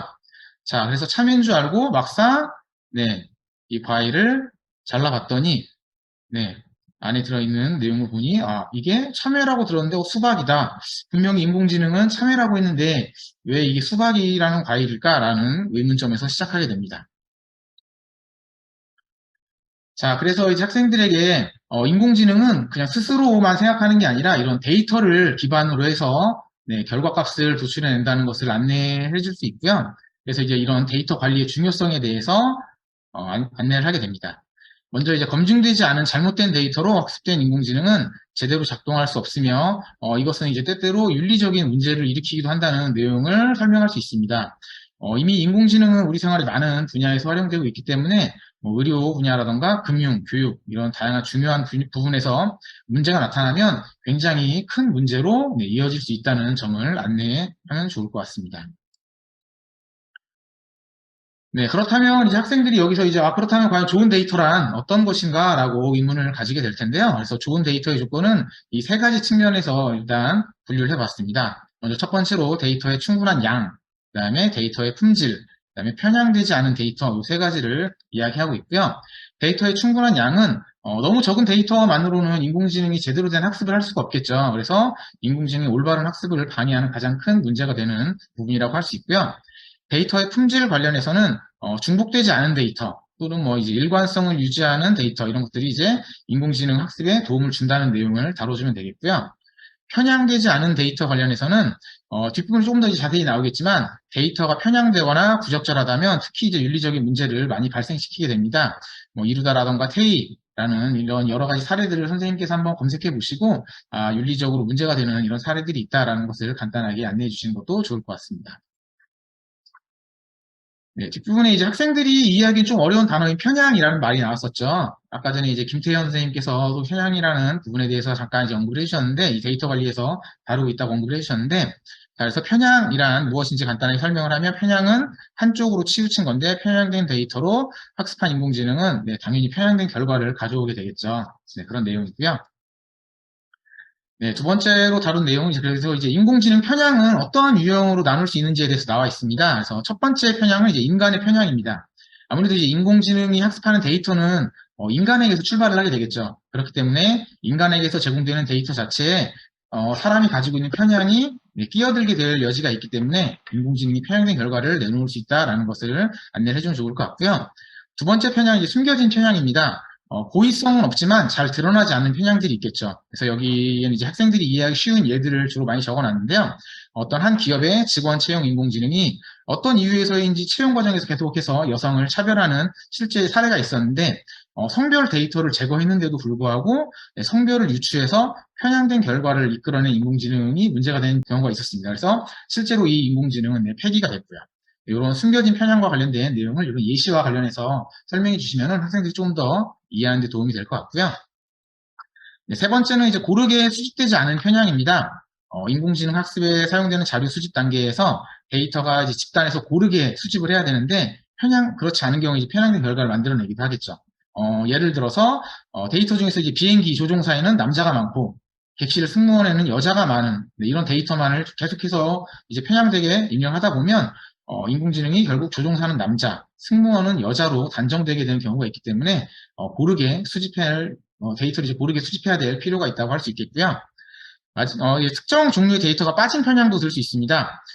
예를 들면 이제 안경 쓴 사람의 데이터를 아예 입력을 안 한 경우가 있을 수 있겠죠. 그런 경우에 인공지능이 안경 쓴 사람을 제시를 했을 때, 저거는 이제 안경을 쓰고 있기 때문에 사람이 아니다 라고 판단을 할 수 있기 때문에, 이런 학습에 사용되는 데이터에는 특정 종류의 데이터가 빠지지 않게 해주는 것도 중요합니다. 네, 마지막으로 이제 의도된 편향인데요. 이건 고의적인 편향이라고 할 수 있겠죠. 어떤 해킹이라던가 공격을 통해서 인공지능에 의도적으로 편향을 주는 방법이라고 할 수 있습니다. 사전 질문에 보면은 이제 학생들에게 편향을 지도하실 때 교사의 편향이라던가 이런 어쩔 수 없이 개입되게 된 편향에 대해서 어떻게 지도하면 좋을지에 대한 그런 이제 사전 질문이 있었는데, 선생님들께서 그런 것들 이제 편향의 유형을 설명해 주시면서 아무래도 사람이 제공해주는 데이터에는 편향이 들어갈 수밖에 없다라는 이제 이야기를 해주시면서, 그럼에도 불구하고 네, 그 편향을 이제 어떻게 해서 편향을 없애기 위해서 사람들이 이제 끊임없이 노력을 하는 과정이 중요하다라는 것들을 아마 같이 설명해 주시면은 학생들도 이해하는 데 좀 도움이 될 수 있을 거라고 생각을 합니다. 자, 그래서 이제 활동 파트로 넘어가게 되면, 첫 번째로는 이제 AI for Ocean이라고 해서 선생님들 이제 코드닷org라는 아마 사이트 사용해 보신 선생님들도 계실 텐데, 예, 거기서 이제 물고기인지 아니면 바다에 떠다니는 쓰레기인지 이런 것들을 이제 분류를 하는 과정이라고 할 수 있습니다. 네, 그래서 이 AI for Ocean은 네, 여기 보면 주소 네, 되어 있고요. 그다음에 마찬가지로 사전 질문에서 선생님들께서 그 이제 활용할 수 있는 사이트라던가 이런 것들에 대한 질문도 있었는데, 이번 이제 세 번째 지금 파트인데, 세 번째 파트 보시면서 여기 나와 있는 이제 사이트들도 활용하시면 좋을 것 같고, 그 외의 사이트들도 교재에 많이 나와 있으니까 네, 그런 것들도 아마 활용해 보시면 좋을 것 같습니다. 자, 그래서 여기서 이제 선생님들께서 데이터를 직접 수집을 하시는 거죠. 이것이 이제 바다에 살기 적합한 물고기인지, 그렇지 않은 것인지 쭉 이제, 네, 분류를 해주신 후에, 마지막에는 이제 인공지능이 선생님들께서 이제 제공한 데이터를 기반으로 해서, 이게 물고기인지 아닌지 판단을 해주게 됩니다.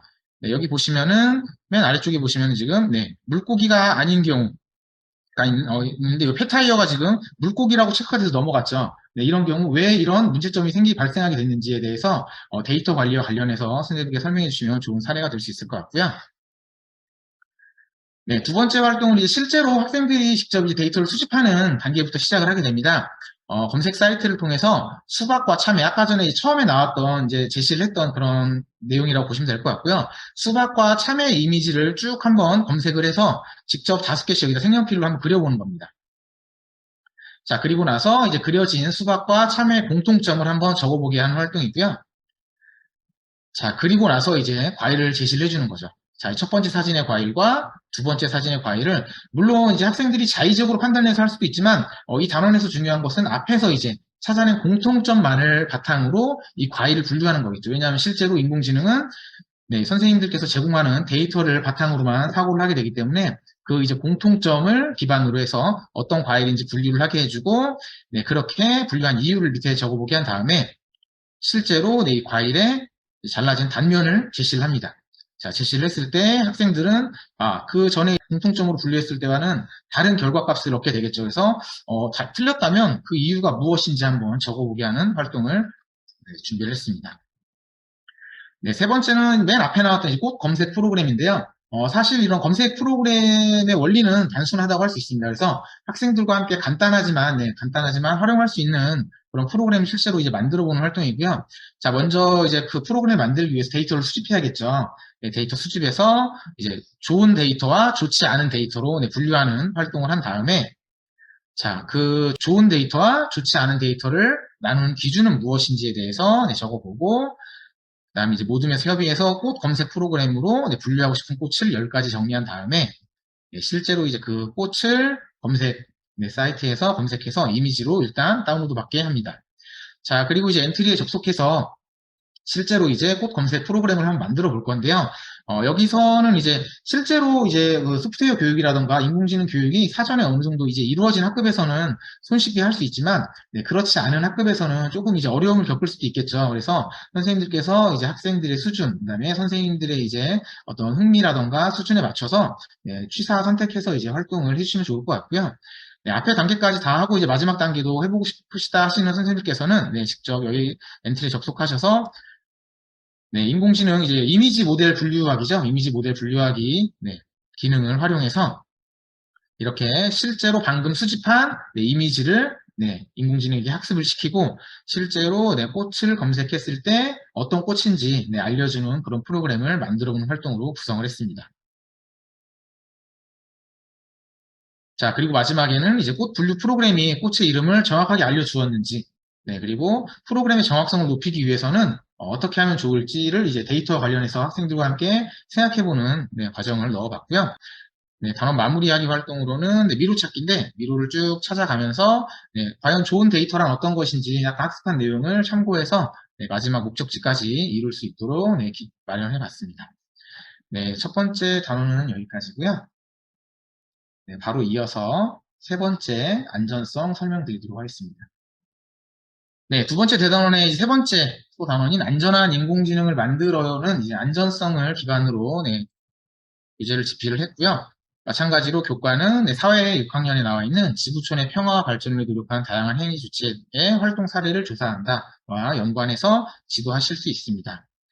사파 내용은 사실 이제 요 사파만으로 봤을 때는 인공지능과 안전과 관련해서는 조금 이제 이해를 하기 어려우실 수도 있는데 이 앞에 처음 사파는 그냥 일반적인 안전에 대한 내용이라고 보시면 될 것 같습니다. 그래서 일반적인 이런 안전의 내용을 인공지능을 이제 적용해서 수업에서는 어떻게 하면은 안전하게 인공지능을 사용하게 할 수 있을지에 대한 내용이라고 생각하셔서 설명해 주시면 좋을 것 같고요.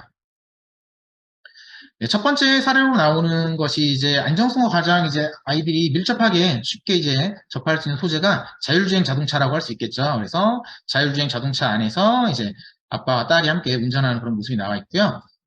딸이 이제 아빠가 운전하는데 지금 핸들이 저절로 움직였다라는 이야기 해주고 아빠는 이제 앞에 갑자기 장애물이 나타나면 사물을 인식해서 핸들 옆으로 꺾어주는 사고를 예방해주는 기능이란다라고 이야기를 하고 있습니다.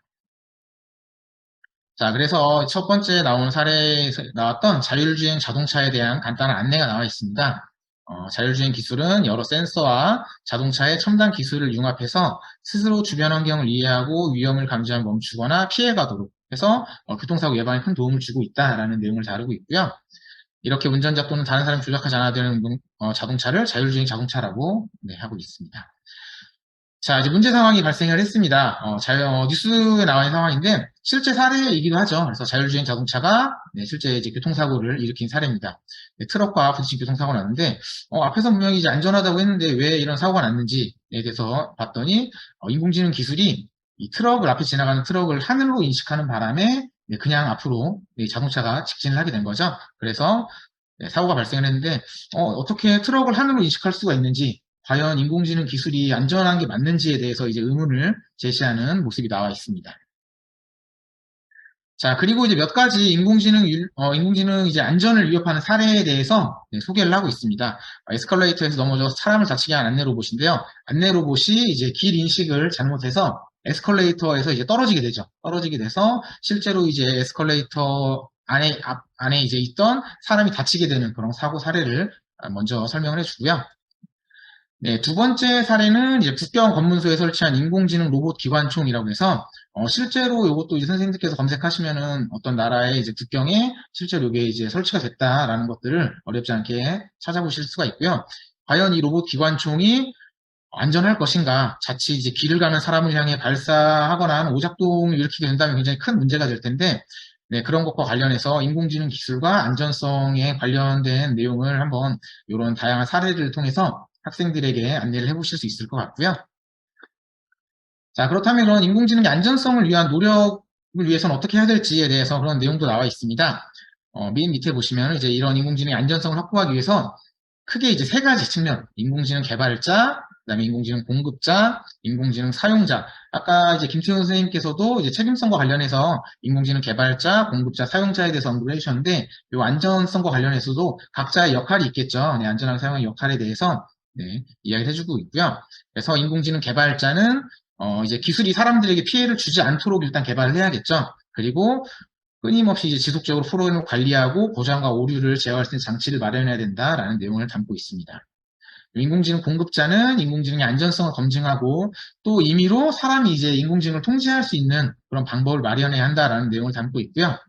인공지능 사용자는 인공지능 프로그램에 대한 정확한 사용법을 알고 이제 목적 이외로는 사용하면 안 된다라는 그런 내용이 들어가 있습니다.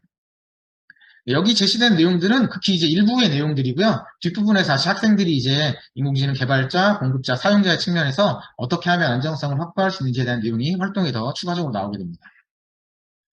활동으로는 요 사례들을 또 제시를 해봤는데요. 인공지능 이제 품질 관리 시스템이 오류를 일으켜서 사람이 다쳤고, 발생한 원인은 무엇인지 한번 생각해보는 과정.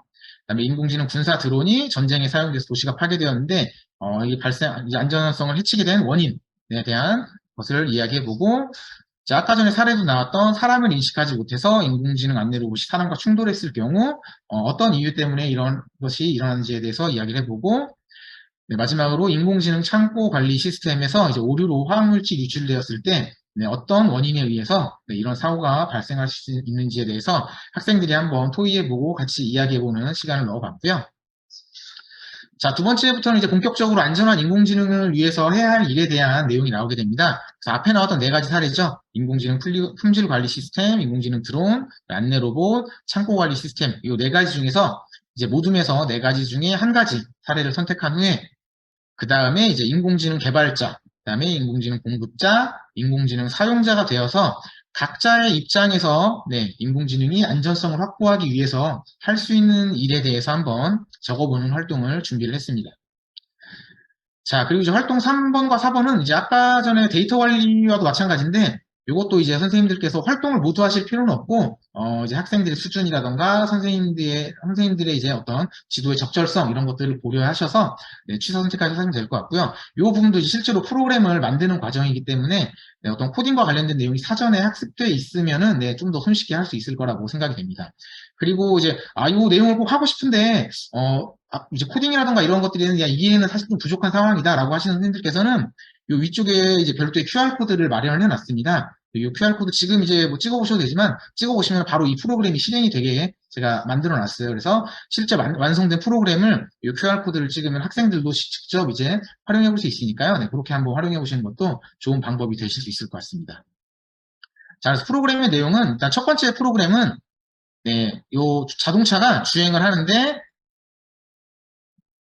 벽에 닿으면 그냥 튕길 수 있게, 벽에 닿으면 튕길 수 있게만 만드는 거라서 요 자동차가 앞뒤로만 계속해서 움직이게 됩니다. 일단 뭐 장애물 없이 그냥 요 벽을 만났을 때만 계속해서 벽을 피해서 이제 움직이는 거라고 이해를 하시면 되겠죠. 자, 요 굉장히 간단한 프로그램에서 요 첫 번째 프로그램을 만드신 후에는 자, 프로그램을 실행하면 어떻게 되는지 학생들과 한번 이야기해보고 자율주행 자동차라면 여기 기능에 이제 어떤 기능이 추가되면 좋을지에 대해서 학생들과 함께 이야기를 나눠보면 좋을 것 같습니다. 그래서 그런 기능을 만들기 위해서 이제 안전하게 자율주행 자동차를 만들기 위해서 어떤 기능이 추가되면 좋을지에 대한 내용이 들어가면 좋을 것 같고요. 그 다음이 조금 이제 수준을 조금 올려서 실제로 이제 자율주행 자동차처럼 프로그래밍 하는 과정입니다. 그래서 이것도 마찬가지로 QR코드로 작성을 해놨고요. 요거 지금 아마 찍으시면은 이제 아마 핸드폰으로 찍으시면 핸드폰에 선생님 얼굴이 바로 나올 거예요. 그래서 선생님 얼굴이 나오면 자동차가 멈추고 이제 얼굴이 나오지 않으면 자동차 계속해서 움직이는 그런 내용이라고 보시면 될 것 같고요. 그래서 실제로 이제 사람을 만났을 때 바로 정지하게 되는 자동차의 기능을 코딩을 해서 이제 만들어보는 과정이고요. 엔트리는 인공지능 블록에서 이제 비디오 감지 기능을 활용한 기능이라고 보시면 될 것 같습니다. 이런 코드 순서라든가 이런 것들은 그대로 순서대로 하시기만 하면은 어렵지 않게 따라 하실 수 있으니까요. 보시면 될 것 같고요. 자, 그리고 이런 이제 프로그램을 만든 다음에 실행을 시켰을 때 이 웹캠 앞에 사람을 인식시켜보고 자동차가 실제로 어떻게 되는지 해보고 뒤에 이제 부록 보시면은 또 다양한 사물들을 넣어놨습니다.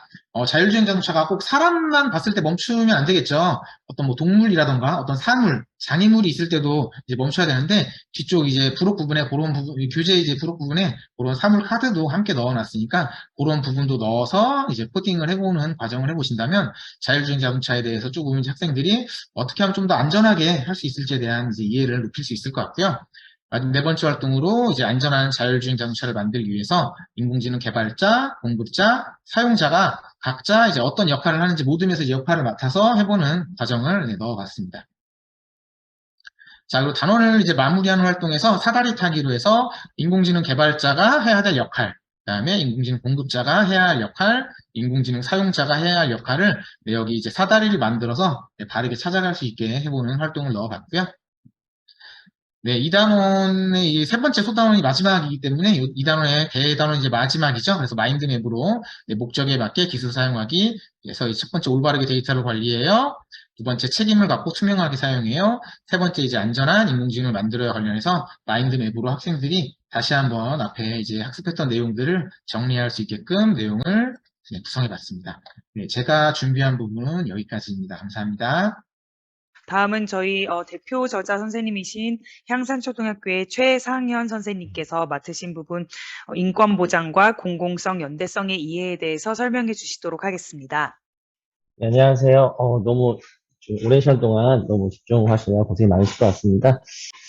자, 먼저 첫 번째 자, 인권 존중입니다. 제가 맡은 부분 인권 존중인데, 사실 이 부분이 되게 애매했어요. 왜 애매했냐? 자, 보시면 지금 다른 분들께서 하셨던 부분이 있죠. 뭐 사생활이라든가 편견, 뭐 차별, 뭐 피해, 뭐 침해 이런 것들과 굉장히 겹치는 부분이 굉장히 많았습니다. 그래서 사실 가장 마지막에 쓴 부분이기도 하고요. 그러면서 아예 겹치지 않을 수는 없겠다 싶어서 어느 정도 모든 것을 담는 그림으로 좀 가볍게 좀 갔습니다. 예. 그래서 처음에 시작하면서 이런 것들을 가르치는데 인권이 꽃피는 인공지능 세상을 만들어야 하면서 이 모든 것들을 포함하려고 노력을 했고요. 그래서 처음에 이 사파부터도 굉장히 좀 다양한 우리가 아까 김태현 선생님 또 김태현 선생님께서 말씀하셨던 그런 내용들이 다 포괄하는 그런 사파로 나타내도록 노력을 했습니다. 자, 그래서 첫 번째는 우리가 인공지능으로 통해서 우리가 인권이라고 하면 되게 많이 있죠. 뭐 생명권, 뭐 자유권, 평등권 여러 가지 것들이 있는데 이런 것들을 어떻게 우리가 혜택을 받을 수 있는지에 대한 사파와 설명이 나오고요. 그래서 이런 인공지능 기술이 우리 인권을 향상하는 데 굉장히 큰 도움을 줄 수도 있구나라는 것들을 인식을 시킨 다음에 하지만 우리가 문제점도 있을 수 있잖아요. 예를 들자면 아까 김재현 선생님께서도 언급하셨지만 어떤 면접 프로그램. 근데 사실 지금도 보면요. 현실 속에서는요. 인공지능 면접 프로그램을 굉장히 많이 쓰고 있어요. 우리가 어떤 매체라던가 이런 데서 보면 특히 아마존 나우죠 이야기가 많이 나오는데 문제가 분명히 있지만 대부분이 인공지능 면접 프로그램을 쓰고 있죠. 왜?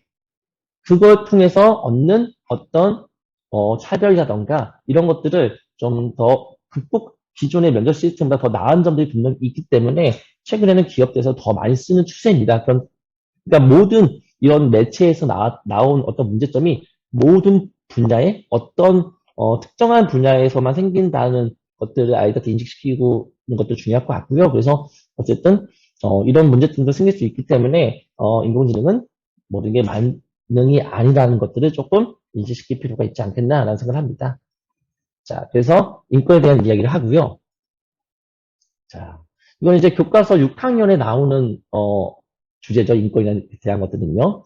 그래서 만약에 일반 교과 시간에 이것을 활용하고 싶으신 분들은 그걸 그대로, 이 교재를 통해서 이용하셔도 될 것 같고요. 아니면 그런 것들을, 난 굳이 그런 것들을 별로 얘기하고 싶지 않아. 이미 다 아이들이 알고 있어. 라고 판단이 되시면요. 뭐, 경우에 따라서 저희가 활동을 여러 가지 만든 이유 중에 하나가 어떤 모듈 형태로 되어 있기 때문에요. 이런 것들은 빼고 어떤 것들은 추가하고 모든 활동을 하지 않아도 자연스럽게 내용이 연결되기 때문에 지금 나오는 이런 앞쪽에 이런 읽을거리 정도만 같이 보신다면 충분히 시간을 좀 선생님들께서 계획하는 것에 따라서 다양하게 조금 활용할 수 있지 않을까라는 생각을 합니다. 자, 그래서 인공지능 기술이 인권을 보장하는 것과 침해하는 부분, 어떻게 보면 양면이죠. 분명히 양면처럼 보여지는 것들을 보여드리고요. 자, 그래서 첫 번째 활동은 인권에 관련된 것들, 이런 것들은 뭐 선생님들께서 뭐 수업 시간에 계획한 바에 의해서 뭐 스킵할 수도 있고 포함할 수도 있을 것 같습니다. 간단하게 그림도 뭐 저희 반 같은 경우는 이제 태블릿이 많이 요즘 학교에 있으니까 더 찾아보는 활동들을 한 다음에 뭐 단어나 그림들을 적어보는 활동을 통해서 인권이라는 것에 대해서 먼저 생각해 볼 수 있게 한 다음에 그 다음에 여러 가지 인공지능이 인권을 침해하는 사례들을 한번 알아보는 활동도 넣어봤습니다. 그 다음에 이제 그 중국에서 나왔던 거죠. 그리고 어떤 영화에서 나왔는데 사람을 어떤 행동들을 인공지능이 수집하고 분석한 다음에 이 사람에 대해서 평가하는 그런 사회, 신용 관리 사회라고도 하죠. 그런 것들에 대한 것들도 이야기할 수 있게 활동도 만들어 봤고요. 마지막 활동을 좀 반드시 넣었으면 좋겠다라는 마음으로 좀 넣었는데요. 그래서 아이들이 만약에 내가 사용자 입장이라면 이런 것들을 만들 때 자, 어떤 원칙들을 정할 것인가, 그죠? 또는 내가 만약에 개발자 입장이라면 어떤 인공지능 원칙들을 정할까 한번 이야기 나눠보고 친구들과 함께 이야기해보는 그런 시간을 갖도록 해보았습니다. 그 다음에 세 번째 대단원이죠. 자, 함께 좋은 세상 만들기였습니다. 사실 저도 이 부분이 좀 많이 어려웠어요. 처음에 그때 여건을 보는데 뭐 인권 보장, 뭐 프라이버시 여기 다 들어봤던 거잖아요. 그리고 뭐 데이터 관리라던가 뭐 안전성 그런 것도 조금 알 것 같아요. 근데 공공성과 연대성 도대체 무슨 말일까 이게 이런 말을 잘 쓰나요? 그래서 제가 공공성을 검색해 봤더니 제가 알고 있는 공공성과 여기에서 얘기하는 공공성이 좀 다르더라고요. 그래서 굉장히 고민이 많았습니다. 근데 조금 초등학생이다 보니까 조금 더 아이들이 이해할 수 있는 또 교육과정이 있는 그런 내용을 뽑다 보니까 여기 총론에서도 공공성을 보장하는 것도 있지만 사회 공동이익을 추구하는 것도 있었어요. 그래서 공익 개념으로 가면 되겠다라는 생각을 했고요. 연대성 같은 경우에는 뭐 미래 세대, 배려, 뭐 국제 협력, 그 다음에 통합과 연대라는 내용이 있어서 이 부분은 우리가 나중에 배울 어떤 환경적인 부분과 그런 미래 세대와 연결되는 부분과 연결지면 되겠다라는 생각을 했고 사실 이거를 감을 잡는 데 되게 시간이 많이 걸렸던 것 같습니다. 그래서 말씀 먼저 드리고요.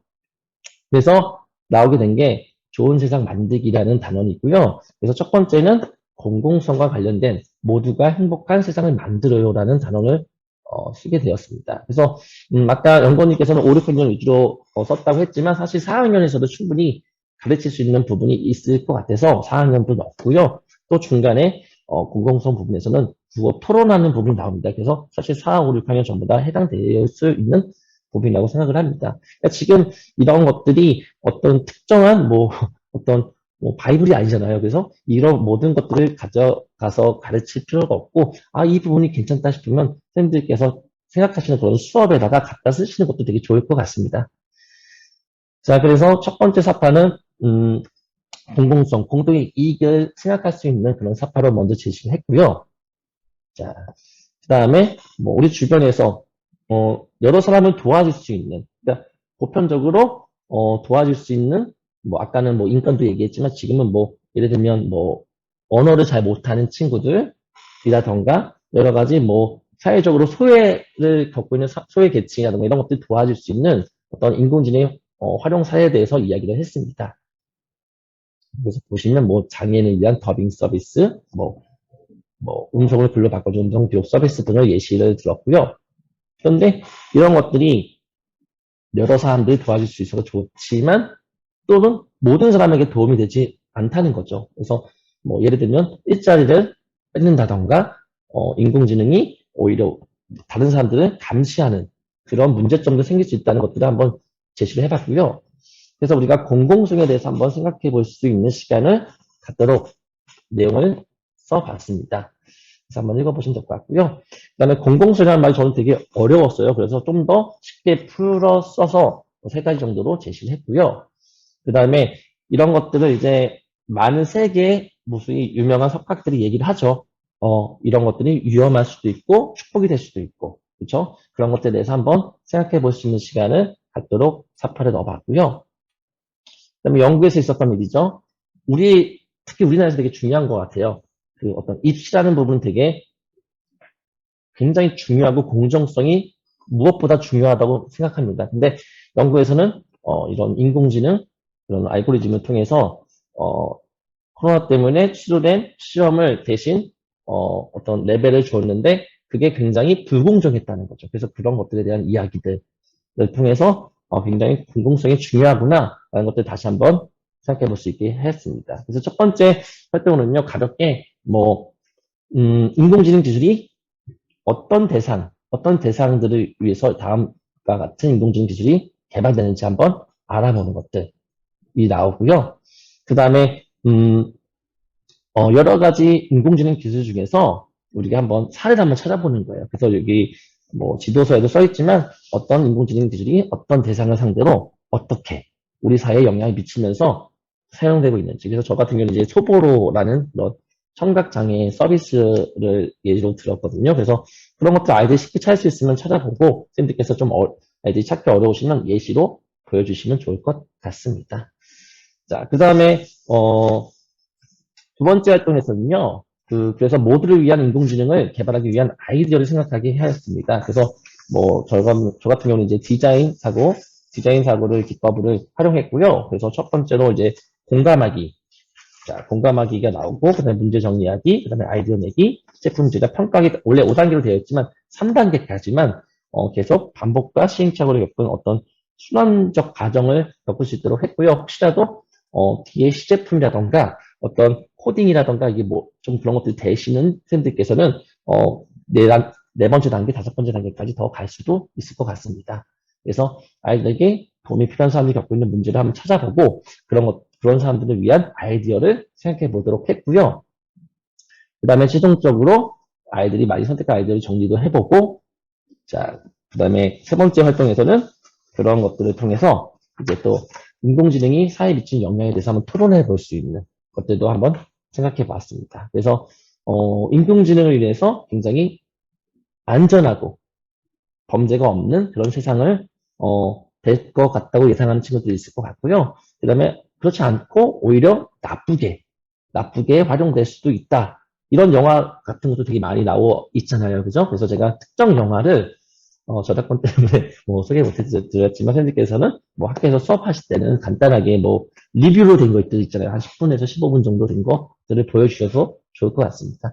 그래서 그것들에 대한 어떤 토론에 대해서 한번 이야기해 볼 수 있도록 했고요.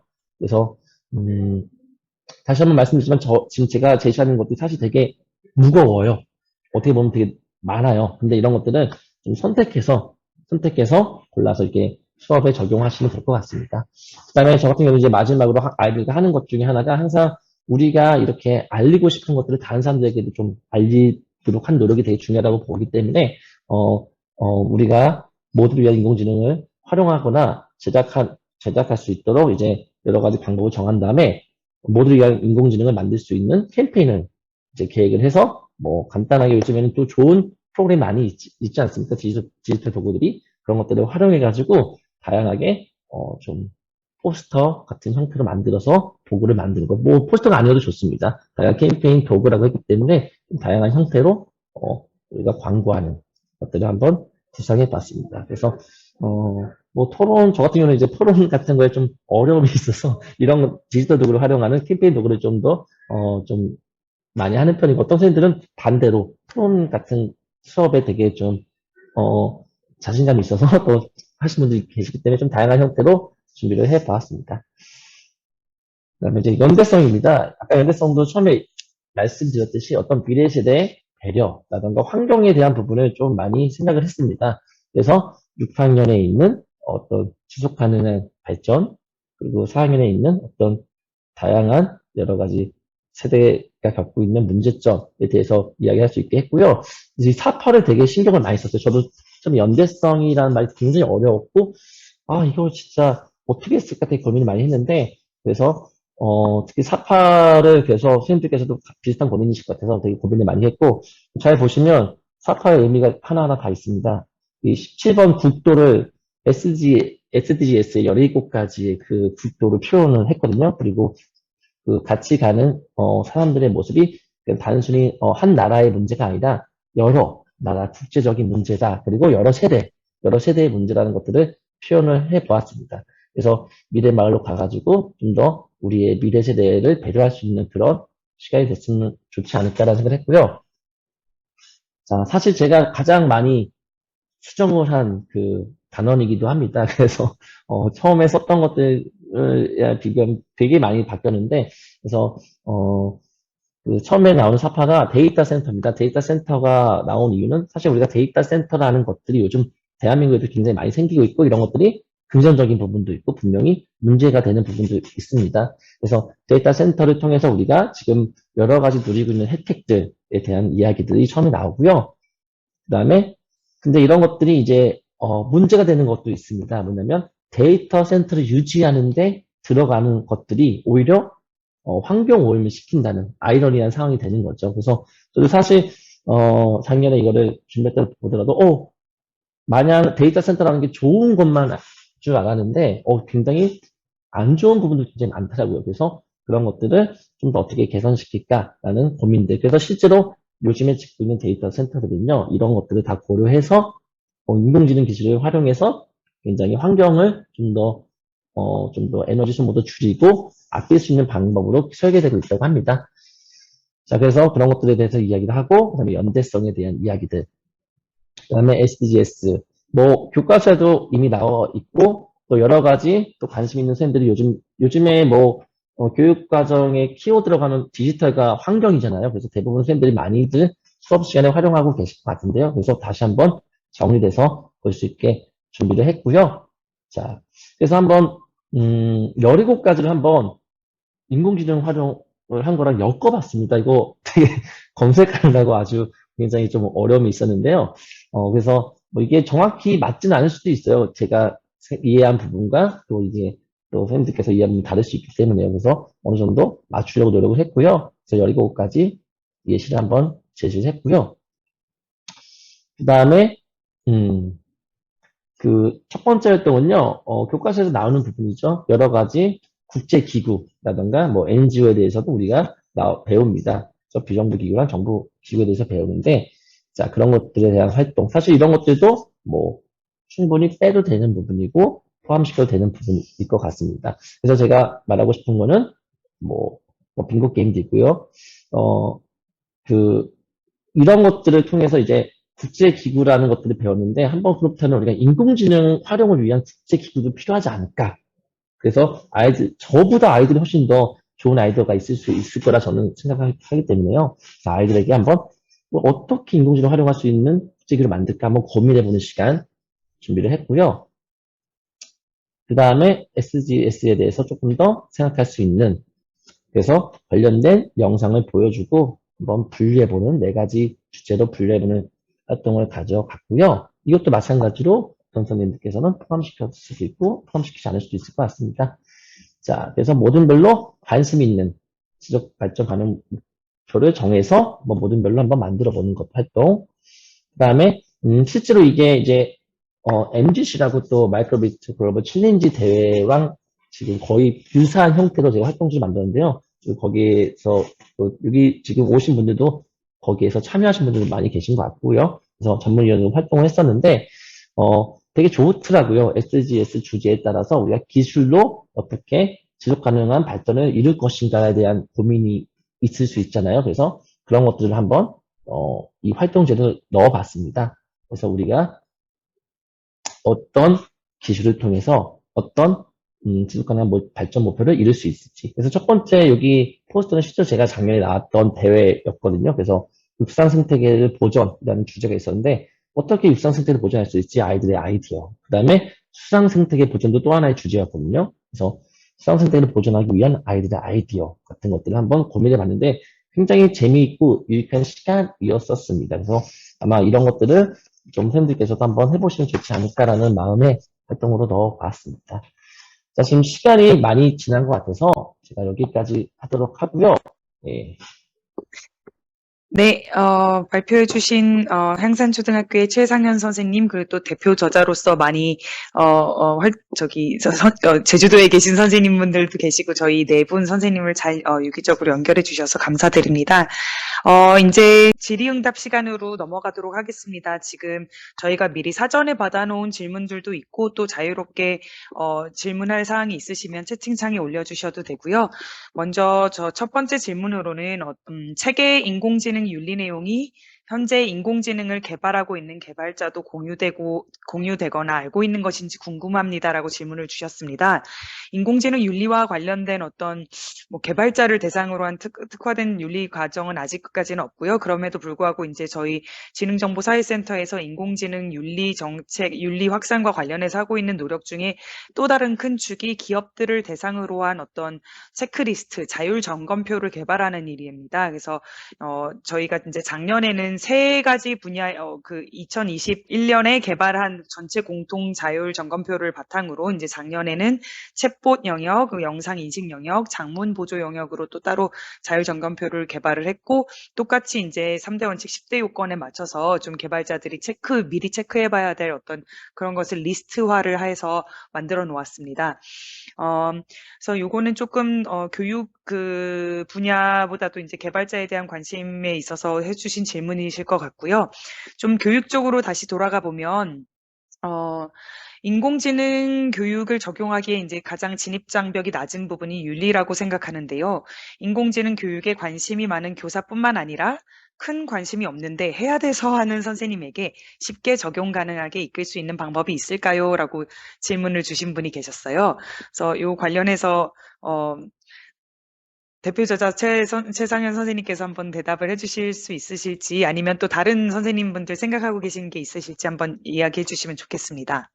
예, 제가 아까 서두에도 말씀드렸는데, 사실 우리가 교육과정에서 인공지능 윤리를 그동안 가졌다고 하면 사실 어려움이 좀 있었죠. 왜냐면 일반 교과가 없는 교과를 가르쳐야 되는데, 지금은 물론 다양한 교재들이 나와 있지만요. 제가 처음에 작년에 봤을 때만 하더라도 굉장히 좀 더, 데이터적인 부분을 다룰 수 있어야 되고, 뭐랄까, 진입장벽이 좀 있었던 거는 사실인데, 그래서, 그런 것들을 최대한 지금도 다들 다른 저자분들께서 발표하신 것도 저도 들어보니까 누구나 다 일반 교과 시간에 아주 적용하기 쉽게끔 조금 내용이 좀 되게 저는 많이 진입장이 낮다고 생각을 하고요. 지금 저희가 개발되는 동안에도 무수히 많은 교육청에서 나온 교재들을 보면 굉장히 전과 좀 달라요. 좀 쉬운 형태로 많이 교재들이 개발됐기 때문에 어떤 인공지능 윤리라는 게 어떤 인공지능에 대해서 되게 전문가적인 그런 지식을 가지고 가르치는 부분이 아니라 그냥 우리가 알고 있는 그런 인공지능 부분에 대해서 좋은 점과 나쁜 점들을 좀 쉽게 풀어서 설명할 수 있으면 되지 않을까라는 생각합니다. 저 같은 경우도 이제 지금 2학년을 가르치고 있는데요. 2학년 아이들에게서 굉장히 무수히 많은 시간에 인공지능 수업을 하고 있습니다. 그러니까 일반 봄, 여름, 가을, 겨울 수업을 하다가도 이 부분이 만약에 인공지능 활용되면 어떤 영향을 미칠까 가볍게 던지는 거죠. 그럼 이제 그런 부분들도 충분히 인공지능 수업이 되지 않을까라는 생각을 저는 하게 되기 때문에 분들께서도 충분히 교재를 잘 활용하시면 수업에 어려움이 없지 않을까라는 생각을 합니다. 네, 이 부분은 사실 다른 선생님들도 다 한 번씩 얘기를 해주시면 좋을 것 같아요. 그래서 좀 인공지능에 평소에 관심이 없으신 분들이 물론 여기 오늘 참가하신 분들은 다 관심이 많으신 분들이 오셨겠지만 좀 어떻게 하면 교사의 진입 장벽을 좀 낮출 수 있을지 한번 이야기 한번 해주시겠습니까? 먼저 제 화면에 보이는 순서대로 제가 김태훈 선생님 한번 답변해 주실 수 있으실까요? 네, 질문하신 분께서 말씀하신 것처럼 그 진입장벽이 낮다고 생각한 것 자체가 저같이 이제 이쪽 주제에 관심이 많고 이쪽으로 연구를 하는 입장에서는 되게 이제 긍정적인 그 요소라고 생각을 하거든요. 왜냐하면 사실 그 인공지능 관련 교육이 이제 뭐 활용 교육도 있고 개발 교육도 있는데 인공지능 윤리 교육은 아이들의 삶과도 되게 밀접한 관련이 있고 우리 아까 뭐 연구원님도 설명해 주셨지만 뭐 챗 GPT나 아니면 그 아까 저희 그 사례에서 살펴봤던 다양한 예제들이 학생들의 교사들 그리고 학생들의 관심을 이끌어내기에는 충분한 소재가 될 수 있다고 생각하거든요. 그래서 꼭 이제 정보 또는 실과 초등에서는 거기밖에 없으니까 그것뿐만이 아니더라도 사회과 또는 국어과의 어떤 토의 주제라던가 아니면 글쓰기 주제라던가와 이제 통합해서 교과 연계해서 운영을 하면은 좋지 않을까라고 생각을 하고 있습니다. 네, 이상입니다. 감사합니다. 다음에 임지원 선생님 한번 또 말씀해 주시겠습니까? 네. 네.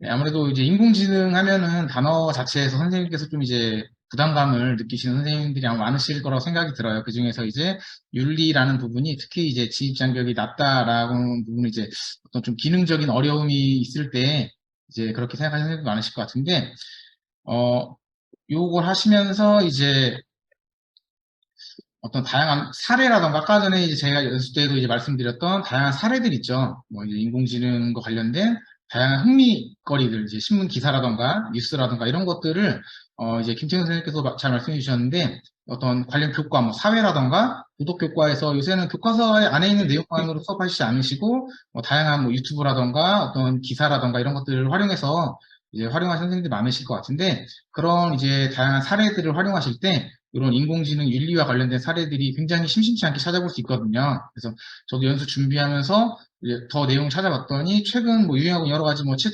GTP라던가 이런 것들도 기사들이 굉장히 많이 있기 때문에 그런 기사들을 이제 사례로 삼아서 함께 이제 아이들에게 같이 지도해 보시면은 조금 더 이제 인공지능에 대한 흥미도 높일 수 있고, 이제 단순 이제 인공지능의 다양한 영역 중 하나의 이제 윤리부터 시작해서 이제 관심을 가지시게 되면 더 많은 분야에까지 네, 관심을 가지실 수 있지 않을까 생각이 듭니다. 네, 감사합니다. 그럼 김태현 선생님께서 또 마지막으로 예. 네.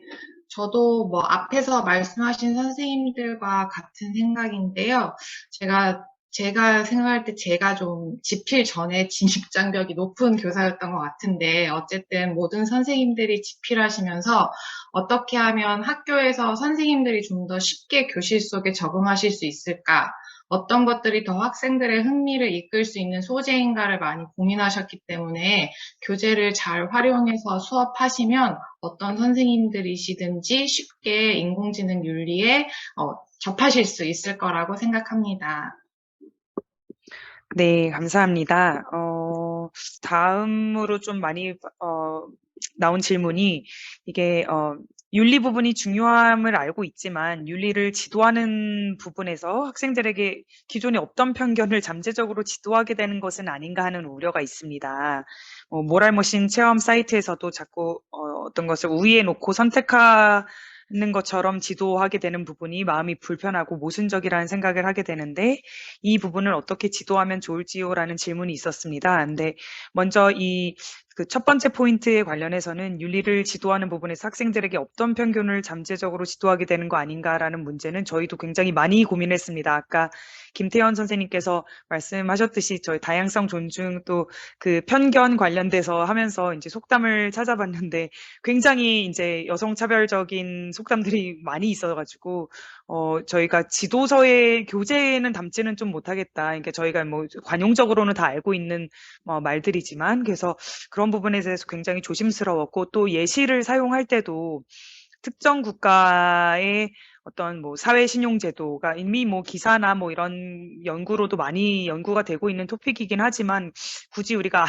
아이들에게 어떤 특정 국가에 대한 어떤 부정적인 편견을 미리 심어줘도 되는 것인가라는 거에 대한 그 고민이 있었고 그런 이유로 이제 저희 초중고 모든 교재에서 이제 특정 국가에 대한 언급은 피하고 이제 어떤 뭐 땡땡 국가로 이렇게 좀 표현을 하였고요. 그런 면에서 이제 그 기업 이름도 최대한 이제 좀 간단하게 이제 바꿔서 치환해서 사용을 하도록 했었습니다. 그래서 또 이제 요 두 번째 포인트 모럴 머신 관련해서는 이것은 사실 어떤 것이 뭐 우위에 있다고 정답이 있는 거는 아니고요. 저희 모럴 머신도 관련된 연구를 보시면 아시겠지만 각 문화권마다 대답하는 그 성향이 많이 다릅니다. 좀 동양권에서는 어르신들을 좀 우대해서 살려야 된다라는 쪽 연구가 많은 반면에 이제 서양권에서는 좀 어린 사람들 위주로 살려야 된다라는 것도 많고요. 그래서 이런 문화적 인공지능 윤리가 정말 답이 있는 문제가 아니라 문화권마다 또 사람들이 생각하는 어떤 그런 기준이 좀 다를 수 있기 때문에 논의와 합의의 과정이 굉장히 중요하다라는 관점에서 지도를 하시면 어떨까 하는 건 하고 생각이 들었는데 이제 그거는 이제 저의 생각이었고 또 여기 저희 지필진 선생님들은 어떻게 생각하시는지 이 부분에 대해서도 한번 말씀해 주실 수 있으실까요? 최상현 선생님 어떻게 괜찮으실까요? 저도 연구원님께서 말씀하신 거랑 비슷하게 공감을 합니다. 저희가 처음에 계속 지적당했던 부분이기도 하고 되게 우려했던 부분이기도 하잖아요. 그 편견을 없애기 위해서 이런 것들이 다시 이제 오히려 편견이 생긴다. 그래서 사실 그런 부분은 뭐 충분하다고 생각을 하지는 않지만 그래도 최대한 많이 덜으려고 노력을 했고요. 근데 어쨌든 그런 부분이 지금 기존에 저도 그랬고 계속 그런 편견을 만들어내면서 의도적으로 교사가 편견을 만들어내야지만이 효과적인 교육적인 부분을 볼 수 있는 부분이 있었기 때문에 그런 예를 들면 데이터라던가 이런 것들을 좀 더 예를 들면 뭐 흑인이라던가 이런 것들에 대해서 좀 뭔가 부각하기 위해서 좀 그런 것들을 하지 않았나 생각을 하기 때문에 서두에도 말씀드렸지만 지금 우리가 너무 그동안 한쪽에 매몰된 그런 편향 교육을 하지 않았나라는 생각이 좀 들었고요. 그래서 어쨌든 지금 과교에서 만든 이런 10대 여건을 통해서 다양한 여건을 우리가 배우면서 좀 골고루 아이들이 그런 것들을 이제 섭취하다 보면 조금 이런 것들을 좀 우려할 수 있는 부분이 좀 덜어지지 않을까라는 생각을 합니다. 네, 그래서 저도 이 교재에 참여하기 전에 저도 똑같았어요. 모랄 머신 맨날 하고 똑같은 거 편향 있는 것들을 계속 만들어내고 그래서 오히려 애들이 더 편견이 생긴 게 아닐까라는 걱정도 되고 했었는데 좀 이런 다양한 사례들을 저도 배우면서 조금 이런 것들 좀 잠식되지 않았나 생각도 듭니다. 그래서 이런 것들을 좀 더 선생님들께서 한번 생각을 하고 계신 상태에서 교육을 한다면 아이들에게도 좀 편견을 갖는 경우가 좀 줄어들지 않을까라는 생각을 합니다. 네, 선생님 답변 감사드립니다. 저희 오늘 이제 온라인 설명회 시간이 거의 마무리해야 될 시간이 다가와서요. 저희가 지금 채팅창에도 올려드렸는데요. 인공지능 윤리 교재 온라인 설명회 만족도 조사입니다. 사실 큰 선물은 아니지만 저희가 참여해주신 선생님분들 중에 20분 정도 뽑아서 스타벅스 쿠폰을 증정해드릴 예정이니까 이제 오늘 하신 설명회 만족도 조사를 해주시면 감사드리겠고요. 저희 설명회 하시는 동안 지난 1년간 수고해주신 최상현 선생님, 김태훈 선생님, 임지원 선생님, 김태현 선생님들께도 깊은 감사드립니다. 네, 그럼 선생님들 모두 수고하셨고요. 오늘 남은 하루도 잘 보내시기 바랍니다. 감사합니다.